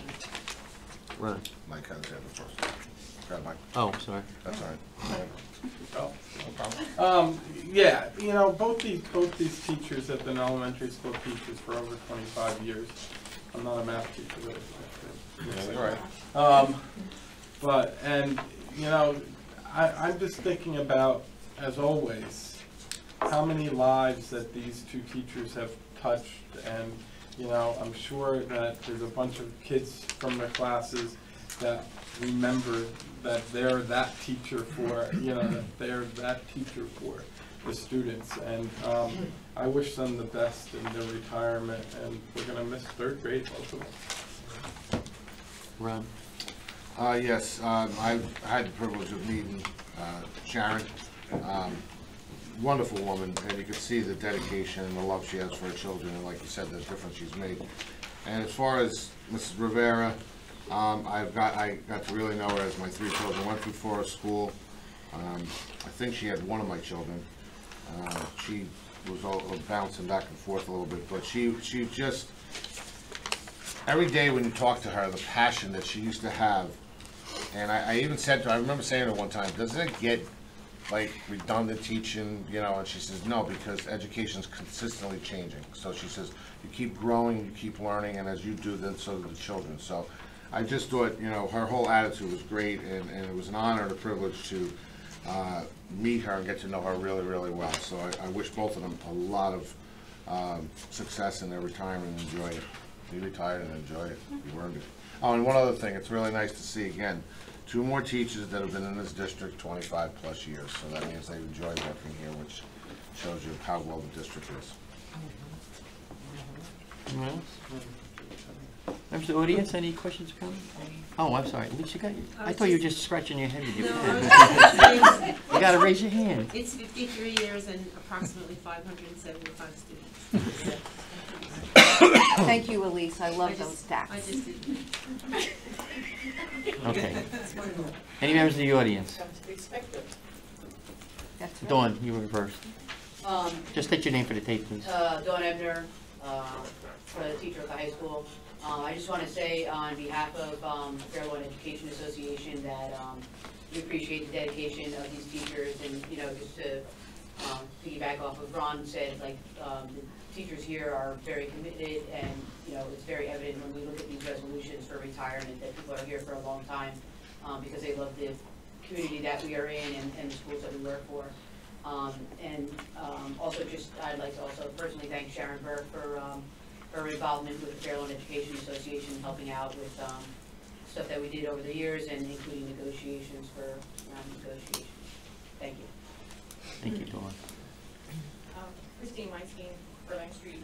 Again, just piggybacking on everybody's great wishes to the teachers. Mrs. Rivera was really fun to interact with at Forest when I was there. My son did not happen to have her as a teacher, but working together with all of the teachers there, being on the PTA, she was really always supportive and really gave her all with the kids and let them stay after school to help. She was always going out of her way to really boost kids' self-esteem and really work with them and work with them how to teach to them, rather than just teaching. She really got to know the children and was able to get through to a lot of children that were having trouble. In fact, I know my friend's daughter, who's now in 5th grade, still goes into her classroom to help after school. So it's that type of teaching that she really appreciates. I really wish her well, and I know that she will be missed. Thank you, Christine. Anyone else? All in favor? Aye. Thank you. We vote on the calendar? Calendar I need to talk about. Yeah, it's on here. Nobody said anything. No, I'm saying, did we vote on Yeah, calendar? we just voted on it. Which one did you vote What did we vote on now? No, It says just the calendar. I thought we were The voting on attached the school two. calendar. The recommendation was calendar A. No. Oh, B. Just let me go over that. I thought we were voting on the resolution, sorry. Right, that's what I thought too. Okay, no, it was S1 through S4. Okay, let's back up a little bit. All right. You have to talk about, nobody said anything about the calendar, so I just figured everybody, Because I thought we were separating the resolutions from the other two. no, Sorry. I never said that. Sorry, I misunderstood. Okay, so, We all did. We all did. We all did. okay. Yes, sir, I need to address. Okay, so we initially came up with 3 different versions of the calendar and reviewed those options with our association and then have discussed this with the board on several occasions. So the administration prefers option B, as does the teaching association. And then we talked about this as well during our policy committee meeting. So the consensus was option B with the following change. There was a preference expressed for having school on June 7th, that is the date after the prom, so that would be a full school day. And then we would then need to reschedule professional development, and those dates, Natalie? A half day on January 28th and a half day on March 11th. You're gonna have school after. Half day on, I'm sorry. January 28th and a half day on March 11th, both Mondays. Thank you. So then, Ernie, when is the last day of school? Last day of school stays the same. Stays the same. Why would that be? If you, When is the same?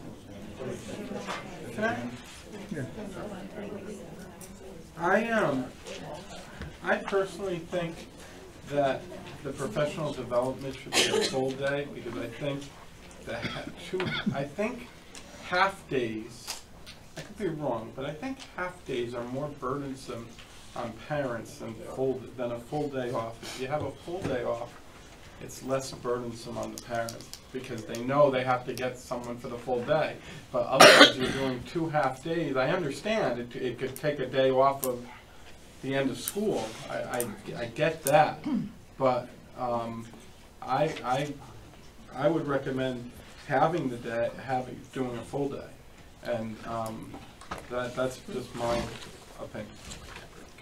Jeff, you had a hand up. Yes, I'm going to politely dissent from that recommendation for several reasons. One, the ending date with that long vacation in February is the 25th, I believe, right? And the 26th for teachers. It's hot enough in those rooms in June for anything reasonable to go on, and to eliminate as much as that as possible, I think, is beneficial to students and the learning process. Furthermore, it's my understanding that You know, a lot of parents, and I know that we shouldn't be surrounding our calendar around camp, but that's a week of camp that kids go to. And a lot of our children in Fairlawn go to camp, and they'll miss out on that full week. And typically, you do have to pay more money if you don't go like the first whole block. Again, not the biggest reason, but also, besides the heat, something to consider. My other objection to it is, when I look at the calendar just as a visual and I look at all the black marks on it, I can't help but to notice that, especially through November through February, our students really don't go to school all that much. One of the problems we notice about, you know, or I wouldn't say we notice, people often comment about American students and how they don't have as much grit as others. And if you look at this calendar, they don't consistently go to school. At no point, even if you want to include October that only has one day off, there's so many bumps in their education, so many breaks, that there's no point really, except for maybe between February break and April break, do they even go for a full month at a time. Kids need to be in school, and they have to develop some type of work ethic where they go to school week after week after week, as opposed to go to school, don't go to school. 4 days, 3 days, and I think if you put a number next to the days of how many days a week they go to school, and now throwing in half days, there's not a lot of consistency, and that's not good for teaching and learning. And I do say that as an expert in the field, because I have been in the classroom for 21 years. I just don't think it's what's best for kids. Honestly, and I appreciate the expertise of those in the association as well as the administration and our central office, but kids need to be in school, and this does not keep them in school enough, and the ending date is the 26th, is just, it's ludicrous. That's my opinion, and I feel strongly about that. Kids need to be in school, not on vacation all the time. Mike? Just, you know, and I know we disagree, and so I'm politely disagreeing with you. This year, of all years, has proven that, and I know, I work in a middle school, and kids are coming, we gotta break the cycle of illnesses during the year.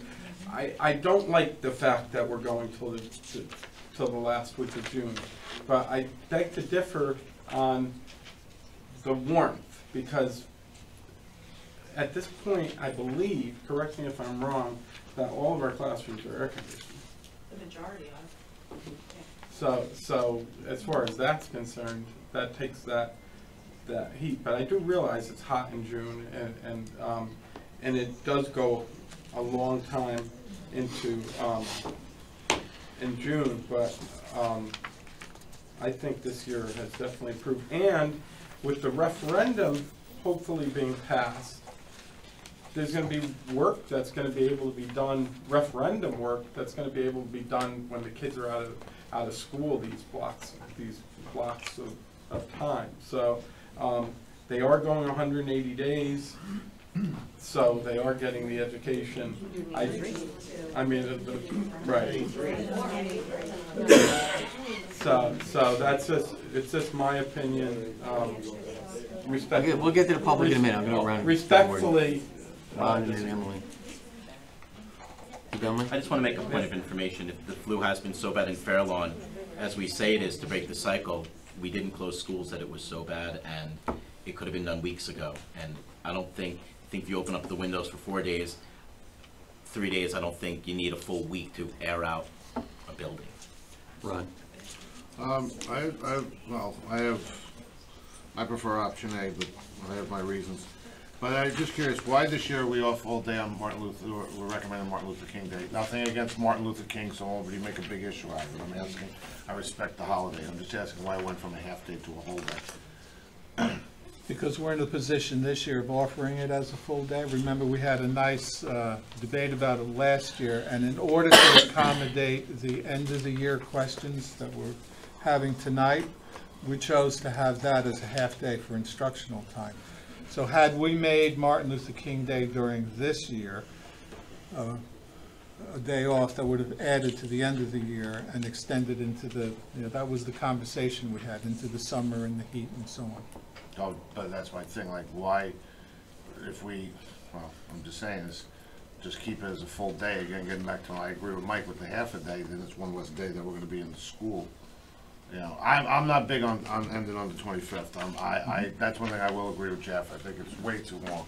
I mean, these kids, they get like 8 weeks before you know, and they're back in school already. It's like, you know. Well, maybe what we ought to do, because this is, we had a discussion of this earlier in the week. Maybe the board should take this, set up a little ad hoc committee, and come at the next meeting, have some time, sit with the association as well, and come up with one. But, we went through the conversation, and it was a good conversation.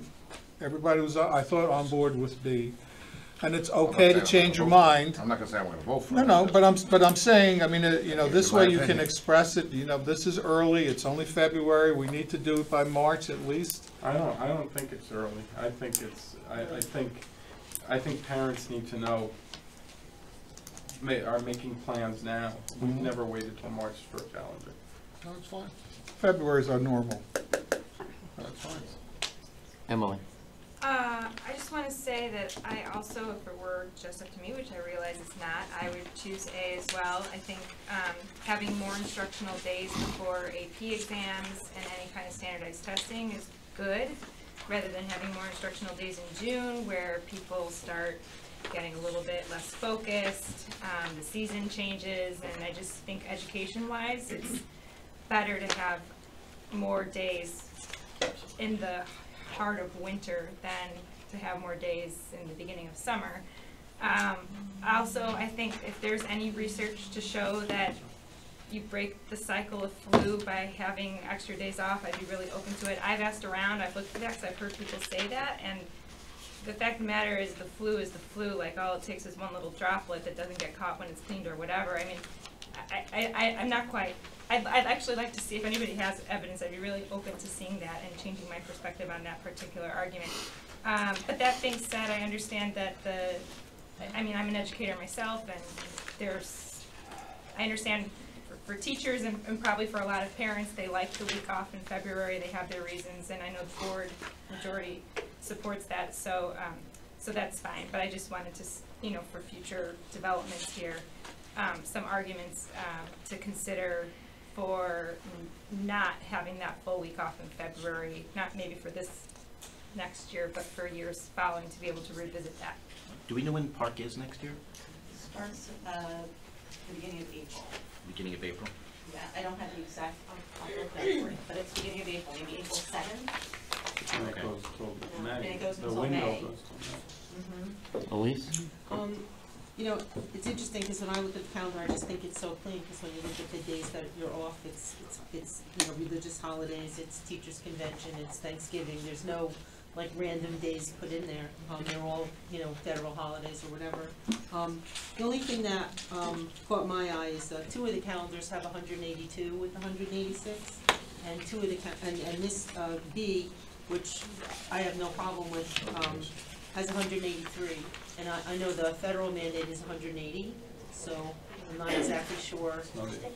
Snow days. Right, the 3 days are snow days, but one has 2 built in and one has 3 built in. That's, I was just gonna say that might, be a way to, if you change the in-service day and you change that, you might be able to do, like, the graduation on the Thursday before, and then, I was just thinking about, if you change the in-service day to, full day instead of the half day, 2 half days, if you change it to a full day, and then maybe it might, I don't know. I was just throwing it out. Well, I do remember one time we did no February break, 2 days of February. And it was a huge issue, not the staff necessarily, but the parents were outraged. And we never did it again because the public had spoken that they wanted their February break. So it never came up again, or maybe one other time. I think, was poor. Yeah, attendance was poor. We had 2 days off. And I know a lot of districts don't take the February break anymore. I've asked around, I looked around. Probably, 7 out of 10 don't take it. But Fairlawn has wanted it for years. And And especially this year, if we're going to have a referendum, I was talking to Brooke about it, there's a lot of stuff you can get done in a week when the place is closed, and, you know, what'd you call it, some dirty work, so, Yeah, right? The stuff loud, that, dirty, loud, dirty, smelly. noisy, smelly, that you can get done. And Jeff, I understand your point, but like Elise said, we don't have any choice. It's September, November, and December, those are days that we have to take. There's no way around it. So I don't see. I think B is the best option. I know we talked about the day after the prom, but I didn't think that was going to be this year. Now all of a sudden I'm being told we're thinking about taking that out and adding 2 half-days, which I haven't seen that calendar. So, but I think we have to make a decision tonight. I don't think Not this school year. Okay, not this school year. Okay. Not this school. Okay. It's not a change to the current Okay, school all year right, calendar. good. I misunderstood I just that. wanted to say that the February break was actually created, taking all the Monday holidays, because there's still several schools around here that used to take like Washington's birthday and Lincoln's birthday, then they made it President's Day, right? That the February break was made up of, you know, Veterans Day and Columbus Day, and there were 4 Monday holidays in the school year that other schools were getting. And Fairlawn had come up with the idea, I don't know where they got it from, you know, other places might have been doing it, to take those 4 days and make the week off. So it's not in lieu of, it's not, those days would still be in the calendar, but it would be Lincoln's birthday or President's Day or, you know, or Veterans Day. It would be the Monday holidays, the federal Monday holidays. So what we've done is we've made Columbus Day like an in-service day, so that, you know, or half in-service day, you know, depends on the year, but we don't take Columbus Day off. Other schools around here take Columbus Day off. You know what I mean? So we take Columbus Day and essentially, because it's not a real holiday and you're allowed to do it, and move it to February. So you would still be addressing those days. So it's not, you're not getting a day off. You know what I mean? You would still have that day as a holiday day, but instead of doing it in October and having another October day off, you're doing that day in February. So I don't want you to lose perspective of why you get those. It's not a random, oh, we're gonna get these 4 days. We're not taking Veterans Day, we're not taking Flag Day, whatever, there's 4 specific days that we don't take, and we tied them to that week.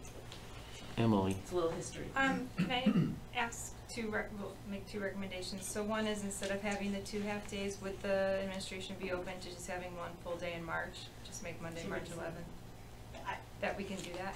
I mean, I'm open to it. It would, you know, change the numbers of days that students are here. Well, what you're talking about what? So it doesn't count as an attendance day then. You know what I'm saying, for students. So what would happen with the half days, it's a day of school for students, and if we have the day off, then it. But June 7th. So that would just be something we'd have to calculate in, that's all. Okay, because June 7th is already a full day off. That would be a full day, right, so it depends on. So she'll not next year? Oh, no, I'm not saying it wouldn't work, I'm Okay. just. Now, I thought we were going back to school. I thought that was. No. But I think that's what Emily's saying. There was a discussion the other night about June 7th. And it was my understanding we were not going to touch it this year, but we were going to talk about it a year from now. Right. Which is fine by me. But so, and then when the half-days came up, I thought we were talking about this year, but we're not. So June 7th, I think we're leaving alone. So I think the discussion right now is just what to do with the February break. Wait, so June of 2019. What is happening in June of 2019? I thought we were not going to be off June 7th of 2019. Yes, you are. Consensus of School year. Consensus. This school year. That's 2018. The consensus, we're not talking about this school year at all. The This coming consensus school of the year. board that was expressed on Monday was that there was a conversation about having June 7th closed. We also talked to Mr. Green about liability issues and so on and so forth, and the history of how we got to be here. And the feeling of the board on Monday was that June 7th should be a regular day for students. For 2019. For 2019. For next year's No, the Not this 1920 calendar. Not this year. No, for 1819. 1819. 1819. Yeah, we're looking at June 7th Next as a school school year. day. But June, No, all right, I didn't think that was the consensus of the board, I but didn't okay. think so either, actually. I thought it was a more looser conversation. Yeah, that's what I was just like, let's look at it. And then we get the calendar the 3 calendars all still have June 7th in them. So now there's another calendar that we're talking about that I haven't seen. Am I right? Right. That's why I announced that 7th, I thought that the agreement on Monday was that the 7th would be a regular school day. That's what you said when you That's why I started. did not create a new calendar, because then we would have had an A, B, a C, and a D. Mary. Yes, ma'am. Oh, no, I'm sorry, Mark was next. Mark was next. I have no, I'm not going to talk about my preference regarding calendars, but I am going to talk about my dissatisfaction. If we're going to have June 7th as a full day, having an in-service so late in the year. Usually when you have in-services, you like to implement them with the students. There is no way that you're going to be implementing anything on an in-service so late in the year, and I would think that it would be a lot more beneficial having it a lot earlier than that date. Mary. So the calendar B, as we see it, is 183 days. If instead of 2 half in service, you have 1 full in service, then calendar B is 182 days, the same as calendar A and calendar C. Becomes 182 days. No, it doesn't. Unless you're substituting that day for the June 7th. That's exactly what I'm that's what I'm trying to suggesting. figure That's out. what I'm saying. They come to school on the 7th, but somewhere earlier in the year is the substitution, full day. That's And then we what spend I would 182 like to days. see, and then I'm all for calendar B anyway, however it goes. But that, if we are gonna, so everybody followed what I said. It's an amendment to option B. Okay. The other thing I wanted to ask is, if we're going with option B, out of the concern Jeff raised about summer camp, if we could track how many kids are missing that last week of school in June of 2019 to take into consideration for future years. Given that we're honing in on absenteeism more too, it might just be a good opportunity to see if that actually pans out, or if it's not as big of an issue as you might think. That would be helpful. And absenteeism when? Say that again. On the 24th and 25th, that last week. Gene, I'm interested to hear from the public this year. Yeah. Okay. No, No. Okay. now I am. David. If we find in by State your April name. 2000. State your name for the camera. Okay, David Trotter. We didn't do that in the mail tonight. They should have. No. Yeah, a bunch of people did, but okay. We can check the tape on that. Thank you, Warner. At least I've been following what's going on. Yeah. So anyway, so if we find by April of 2019 that we haven't had any snow days, is it possible to then back up the last day of school to before that weekend? Is that? Have to be mindful of the graduation date. So can't graduation still be the same day, but does the last day of school be Friday? I mean, is there? I've seen that happen in districts, but the one date that gets locked in always is graduation. Oh, no, I'm not saying change graduation, I'm saying change the last day that kids. So, during school. school ends one day and graduation is a couple of days later. That's what I did at my school. I don't address that all that usually.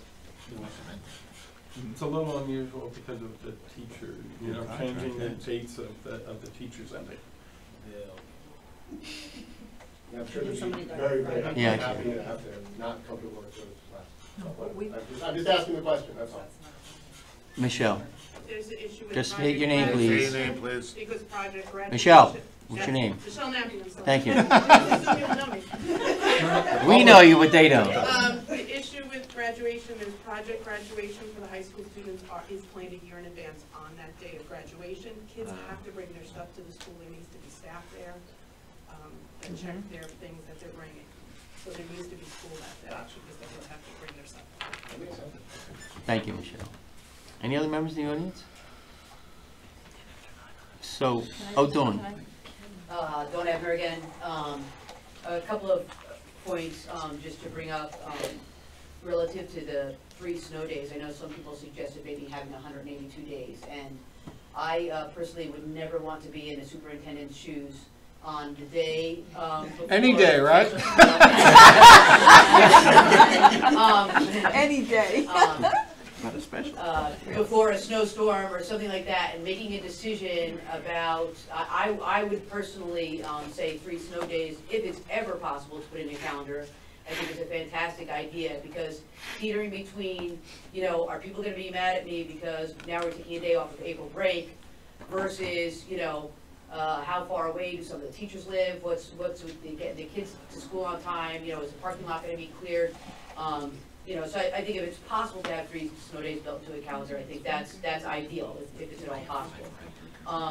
And relative to the, there is a contract, item, in the, association's contract with the Board of Ed, stating that the last day of school cannot be one with the students.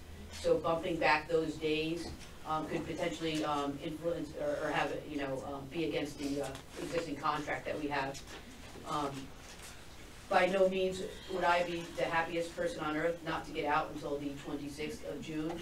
But looking at the other calendars, I don't really see another possible option, because saving one day isn't necessarily going to help the situation in a given scenario. So like if we say we go to school on the 7th of June, one day isn't going to help, because we still have to be at school on Monday. So it's really, and I don't know how that would impact, you know, graduation and what have you. So I don't know, you know, you'd have to find 2 or 3 days off this calendar to really make it a, you know, an earlier dismissal time. So that's my points at this given time. Thank you, Dawn. Jeff? Are we allowed to make it, if the teachers did have to come in at the end without students, is it allowable to let them make up the dates somewhere else in the calendar so they can not come in at the end? Like if they go to workshops down in November, can those compensate for days at the end of the year? So if they put the time in November, they don't have to put the time in June? That would be subject to negotiation. Okay. Elise? We've actually done that, where we had, we've actually done that, where they had to just, like, to not come in, if one year it ended up on a Monday, and they had to just show, evidence of doing in-service training that equaled the amount of hours of like, extra, and now you have to do the 100, but it had to be extra to, like, your 20 for the year when they were, we had. It was in service in district. They offered all kinds of afternoon workshops for teachers to take to make up that, and then teachers ended this. They could opt to end the same day as the students, or they could opt not to take the extra classes and end the next day. Right. And that was when I was fleet president. Good job. I just want to clarify. You want to say something? I don't want to interrupt. No. I just wanted to clarify. When you first started speaking, you corrected the paper that we're looking at. That the 7th they would be in school, and then you said there'd be 2 half-days of in-service. Right. Okay, I just want to make sure, because some board members didn't get that correction. So is that for 18-19, or is that? That's for this calendar right here. 18-19. And then I suggested it be a full day and just swap it. Right. I just want to make sure. Stephen, is any reason why prom has to be on a weekday? Not that I don't have a date. Money. But I was just wondering, why don't you put it on a Saturday night? Money. It's a lot more money. It's a lot more money. A lot more. And we had it on Friday one year, and a lot of Orthodox observant kids couldn't come. So, and Saturday is just the prices. It's just outrageous. It's like. Yeah. So That's high right. school? It's like. No, it's actually like having a wedding. It's like having a wedding. The junior conference high school. Okay, so, I don't know what we're doing. We are all over the map with this. Can I suggest that we should vote on B and see what happens. And with the amendment. Why don't we vote on it and then we can put an addendum in? What did we already vote on? Was somebody What? reviewed? We already voted on B, but Right, okay. apparently there was a misunderstanding that was part I of know, it, but I'm so. just saying, so B's already technically been approved, so now you have to actually, if you're not gonna approve B, you have to do something else. Do a thumbs up. If you're not- No, then you no, can no, leave this is it. not a work session, can't do thumbs No, up. and then you can just leave it because it was already voted on, 5 people were voting for it. People already voted for it. But is there going to be an amendment to that? Could you review what we would be voting on? And nobody add anything. Just Okay, let Ernie, tell us. The amendment to B, Right, listen. the amendment to B would make June 7th a full day and would make half-days for professional development on January 28th and March 11th.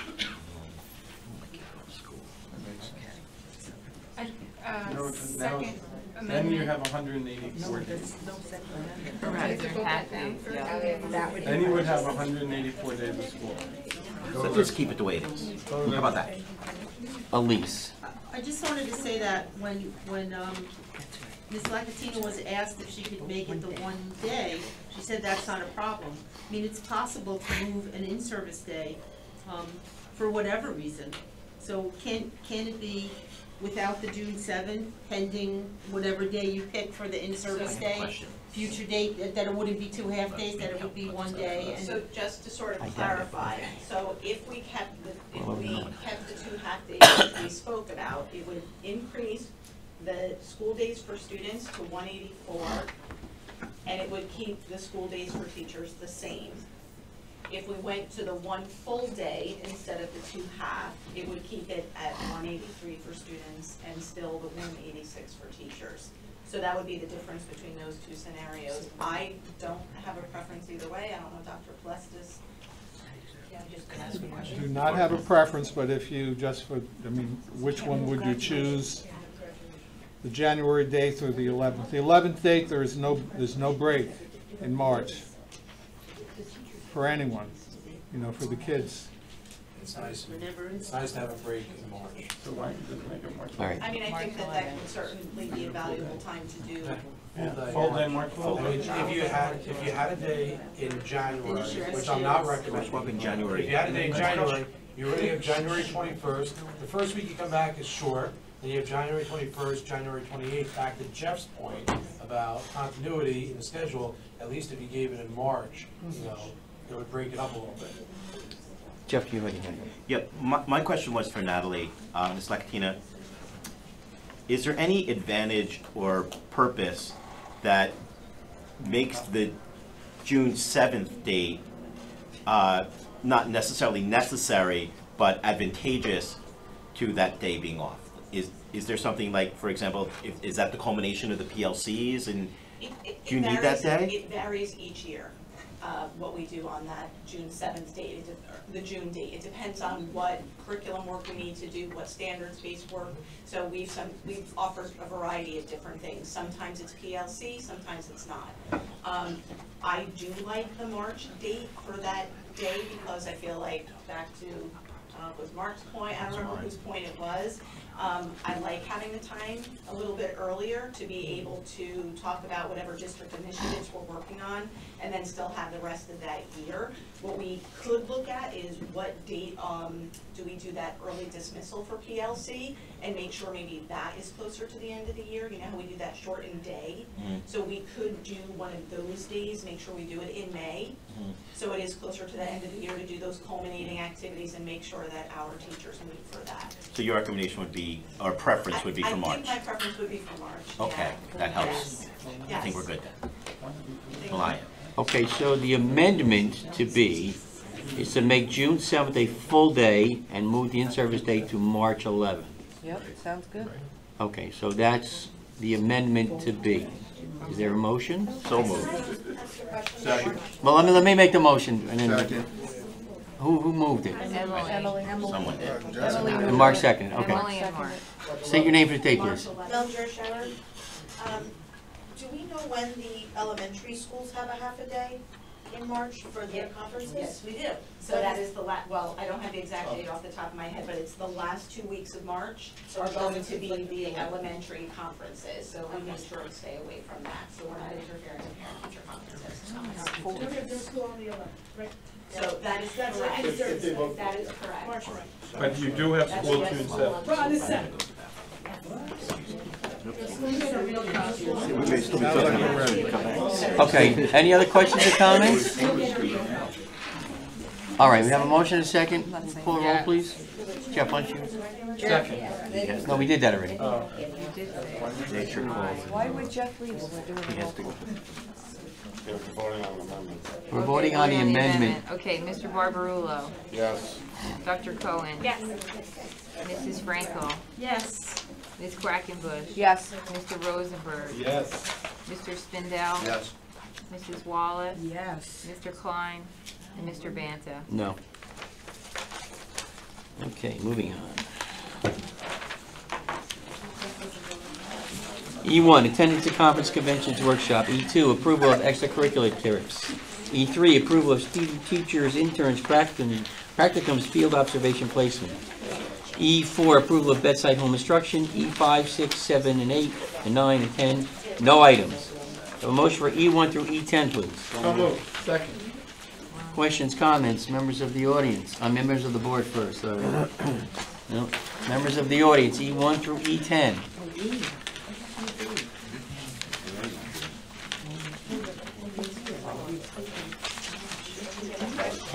That was, yeah, there's, part of the first okay. one. Members of the audience, E1 through E10? No? Roll call, please.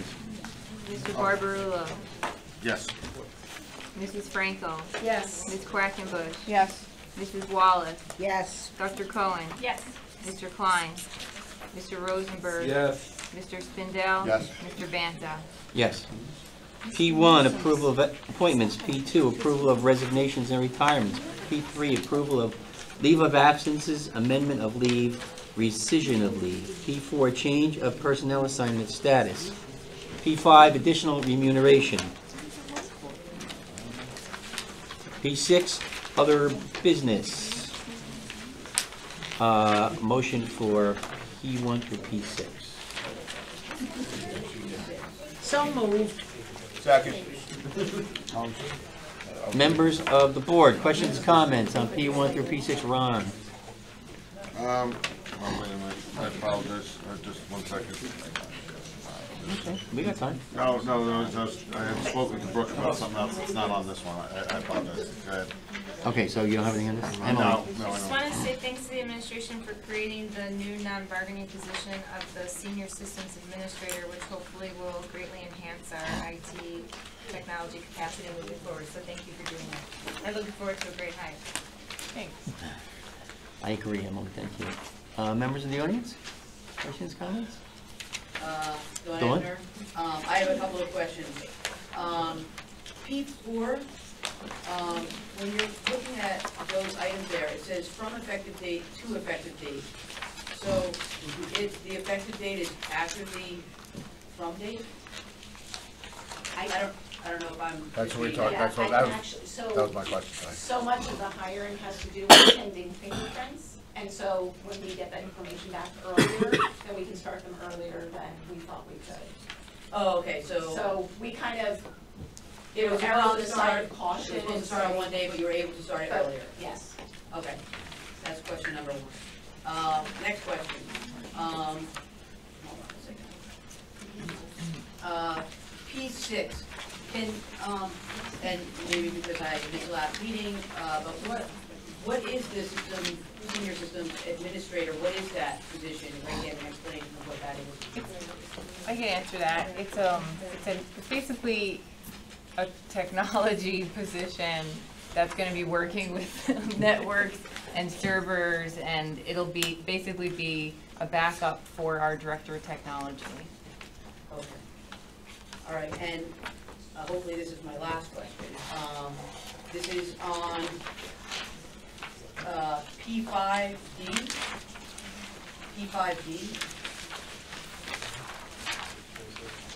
And I guess this is one of those from two questions, and I don't know if somebody can explain that to me. Like, if we look at the first one, the masks advisor, a lot of them look similar. You have from employee number 1506 to employee number 1506, and then employee number 2526. So is that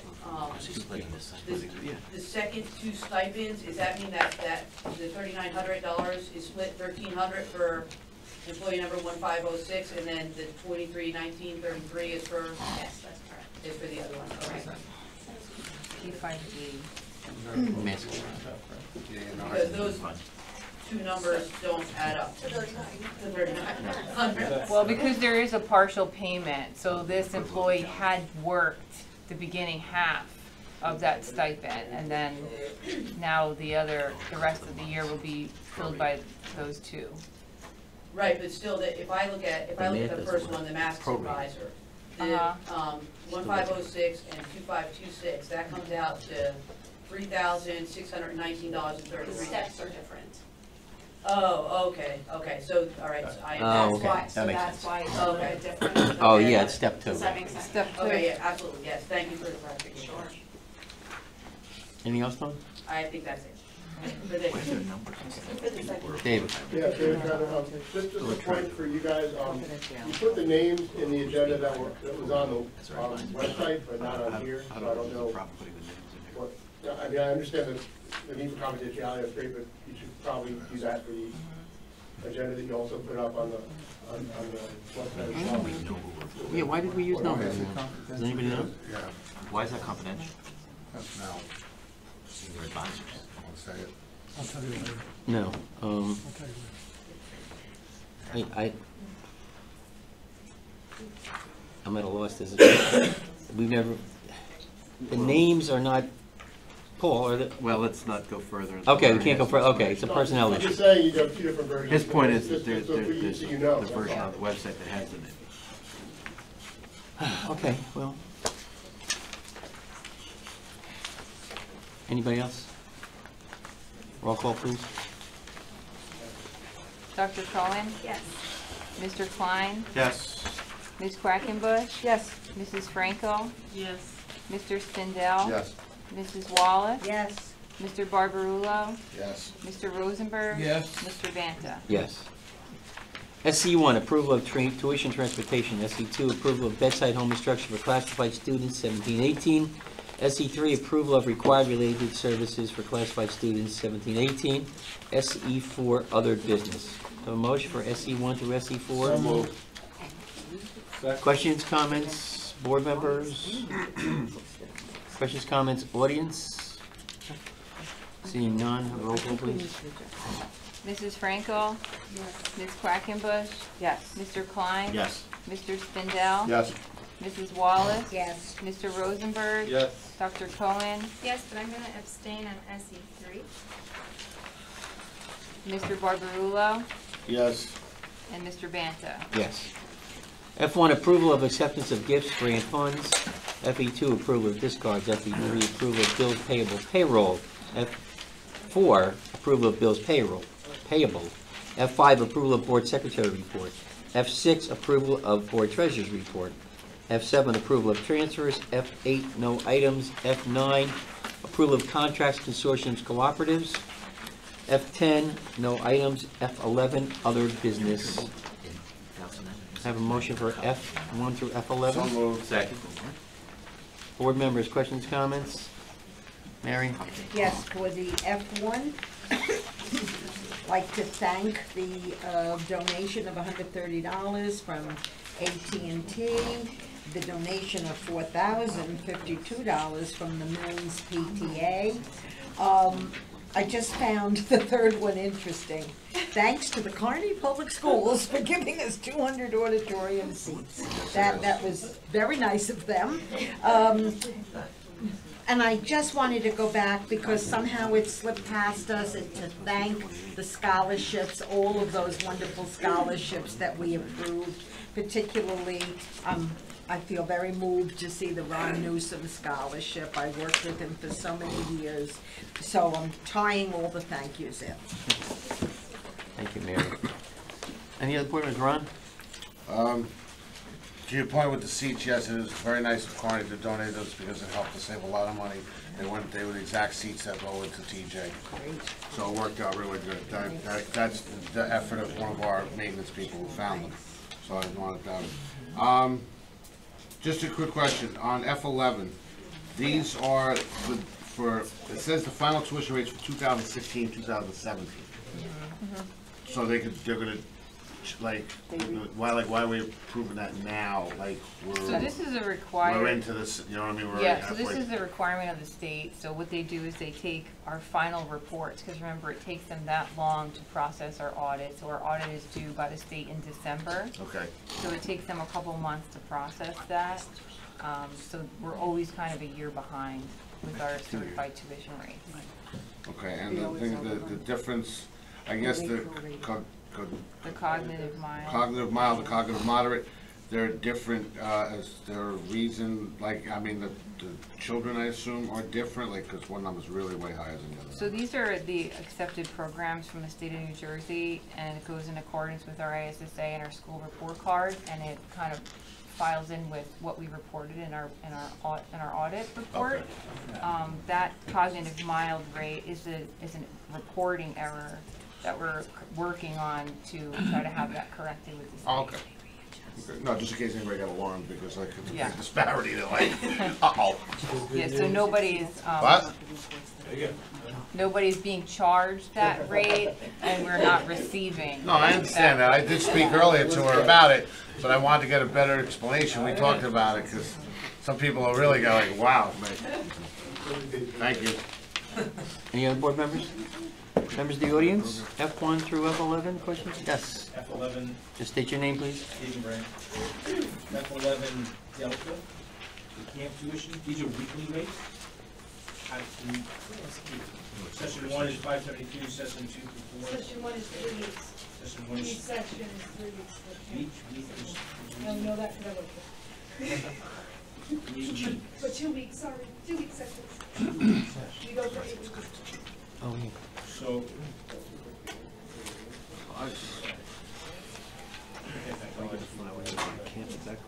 Okay. Emily? But for F11B, the board goals, which I'm really happy to see there, I wanted to, I don't know if this wordsmithing matters, but for B2, right now it's successfully onboard and support the district's new superintendent and his implementation of the strategic plan. Just wondering if it wouldn't benefit us to say his development and implementation of the strategic plan on the assumption that the strategic plan might benefit from further development once the new superintendent begins, to give an opportunity for that person to not just be implementing what's handed down from current administration, but also have a chance to mold it further in his vision. I don't know if it really matters. What's the word? Tell me the word again. What do you want to add? It's development and implementation of the strategic plan. What is on for? Oh, the strategic plan. I know it's the word. No, it's not development. It's the action plan is being written currently. Oh, I see. Yeah. The action. Ernie and I talked about this earlier. You want to tell Emily what we talked about? The What your basic, thinking was? this may or may not be what you were asking. So, I mean, this was recorded in the notes by our field service rep. If the idea is to make it more flexible so that the new superintendent has some leeway, I don't have any problem with that. What we had also talked about, however, not a part of this, but just for information, is that the strategic plan is so big. We recently introduced the draft of technology, and so we'll be looking for more feedback on that. That piece I'd like to finish this year because we have a lot of tech needs that we could do in the summer. There's a second, one of our goals is on social and emotional learning. I think I'd like to finish that this year. The other two parts, the other two goals, I think can carry over. So if that's what you meant. I'm fine with that, yeah. Yeah. Just to- I mean, I think, you know, it's recorded in the minutes, whether we need to change this or not, it's, you know, it's up to everybody. But what we're saying, in effect, just so the audience, the board members know, is I'm pretty confident we can finish up two goals this year. And they're critical to do because if we lose and can't implement the mental health piece, we have some a program that we identified that we would like to talk about this year in the strategic plan, but also at an education committee meeting. So that, but if we postpone that one, we can't implement it in September. And so You know, I'm thinking the technology we can finish up because we have infrastructure needs, and I think the social and emotional we can finish up during this year, so they're ready to go. And then the other two, we'll just have to wait. I mean, it's become a very arduous task to go through. Even the one, it's taken us this long. We changed the wording to develop and/or implementation, since two of them may possibly be developed, and two of them still may be developed, and two of them may be implemented at that point. That makes sense. Develop and/or, okay. Elise? I think you take on board to successfully support the district's new superintendent and his implementation of the remaining aspects, or, the sentence doesn't even sound right. Successfully on board. I looked it up, it's a word. No, I know. It's correct grammar. But it just. I know it sounds It's a little funny. stilted. It sounds like funny. it's just a weird sentence. Just make it support the district. Successfully support the district's new superintendent and his Or her. or her implementation and That's right. Development And the implementation. development and implementation, okay. Development and implementation of. Well, we'll talk about that. Developed, not the right word, because it's been developed. Well, no, parts of it No, will be part- developed, no, it parts of hasn't. won't be developed. No, they're still working on developing it. They're working on developing the action plan. The Right. strategic plan is developed, it's done.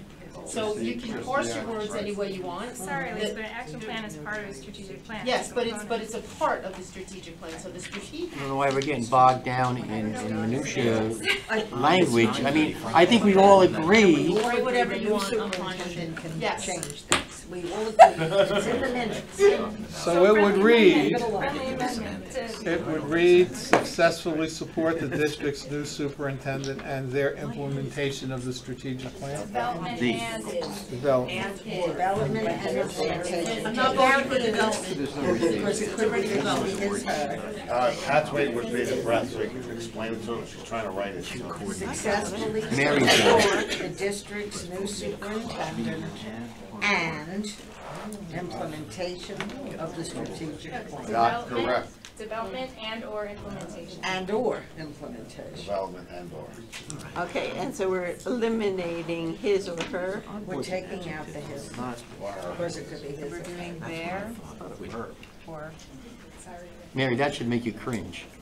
Yeah, I think it does. That's all right. Yes.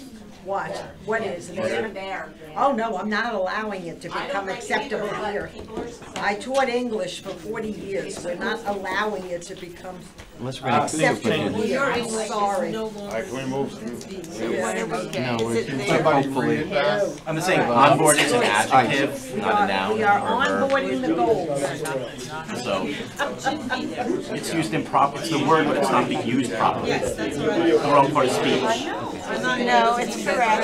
Bring us back together here, we're all over the place. Okay, so Are these 17, 18 goals, or are these our 18, 19 goals? 1819.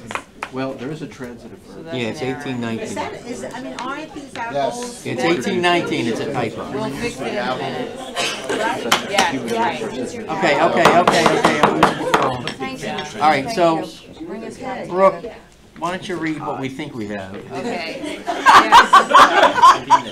Bad night. Successfully onboard and support the district's new superintendent and his development and/or implementation of the strategic plan. The, No, No. that's not what we should have. It should say successfully support the district's new superintendent and Or. the Development and. The development and. development and/or Okay, We're not implementation. doing and/ors. And the development And/or and/or implementation of the strategic. Okay, got it. So when we have our professional development full day, we will, discuss we're gonna have there English and/or lessons, right? Is that it, Mary? I don't want to say it, but I went over this myself, and shame on me. Never mind. Okay, what's next? But the date is wrong Okay. right there, that's the big. Yes, we'll fix that. Date's wrong. Audience, any other questions, comments, grammar corrections you want to make? Okay. Yeah, roll call, please. Okay, Mrs. Frankel. Yes on everything, F11D, no.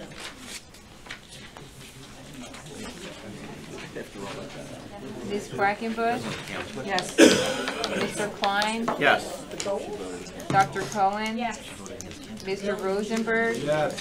Mr. Spindell? Yes. Mr. Barbarulo? Yes. Mrs. Wallace? Yes. Mr. Banta? Yes. Addendum 1, since we did this earlier, we're going to approve of harassment, intimidation, bullying, investigation decisions. Have a motion, please? So moved. Second. We can't discuss it, so all in favor? Aye. Thank you. All right, now, turn to the public for your comments and questions. What happened to the Fair Lawrence Community Advisory? We voted on it? Yes. That was voted on? Yeah. Who's doing board comments? All the way after Are we doing board comments before public C. comments? No, Say. we're going to do public first. They've been here all night. Okay. Okay. Public comments, questions? None. Okay. One back there. Michelle Nappy. Wondering, an update on the superintendent search? We have identified a candidate. We are currently in contract negotiations with that person. That person. His/her. On board. Individual. Individual, yes. Yes, that's a better word, yes, I like that. We are in contract negotiations with that individual. And when will we know? March meeting. It'll be official in the March meeting. Assuming the county approves. Assuming the county superintendent, we have to finish negotiating the contract, then we have to send it to the county. It should be back, but, you know, the county superintendent likes us. So. Any other questions, comments, board members? Audience members? Okay, now board members. Oh, like regular board comments? Yeah, regular board comments, committee reports, whatever. I don't know who was first because. Mike. I was last, so. Okay, Mike. Oh, Mark's last. Mike, Cindy, Mark, Jeff. Alright. There's a bunch of us attended the Bergen County School Board Association meeting. Some very interesting discussions, some not so good news on the health benefits for next year. It seems it seems it's going to be a big jump again, even more of a jump than it was this year, unless something changes. So that was interesting. Am I forgetting something else that we? They had the normal legal stuff, and you know, a lot of things are on hold right now because of the change in administration. So there's some stuff, you know, that's going to be put on the horizon. But that's the main thing that we got out of it was this the health benefits. We're going to have I'm going to ask for a date in March. I have a date in mind for the education meeting. It's going to be a very interesting meeting because we're going to talk about schedules, and we're going to talk about houses and teams. Houses and or, Yes. sorry, teams. Grammatically correct. So that's going to be more discussion on going forward from what was discussed at the referendum meeting. So less presentation based, more. Discussion and what we're looking at and What date? March 19th. So March 19th. is that it what you 19th? said? Was that? It's a Monday? Yes, March 19th. Is And that it good looks for anybody? free It's for a the Monday. Thursday. I didn't want to do the Thursday because the Thursday's open. School play. But Once is being played on that Thursday is opening night, so I didn't want to. I wanted to stay away from it. What time, Michael? 7. 7? March 19th. March 19th. There we go. 19?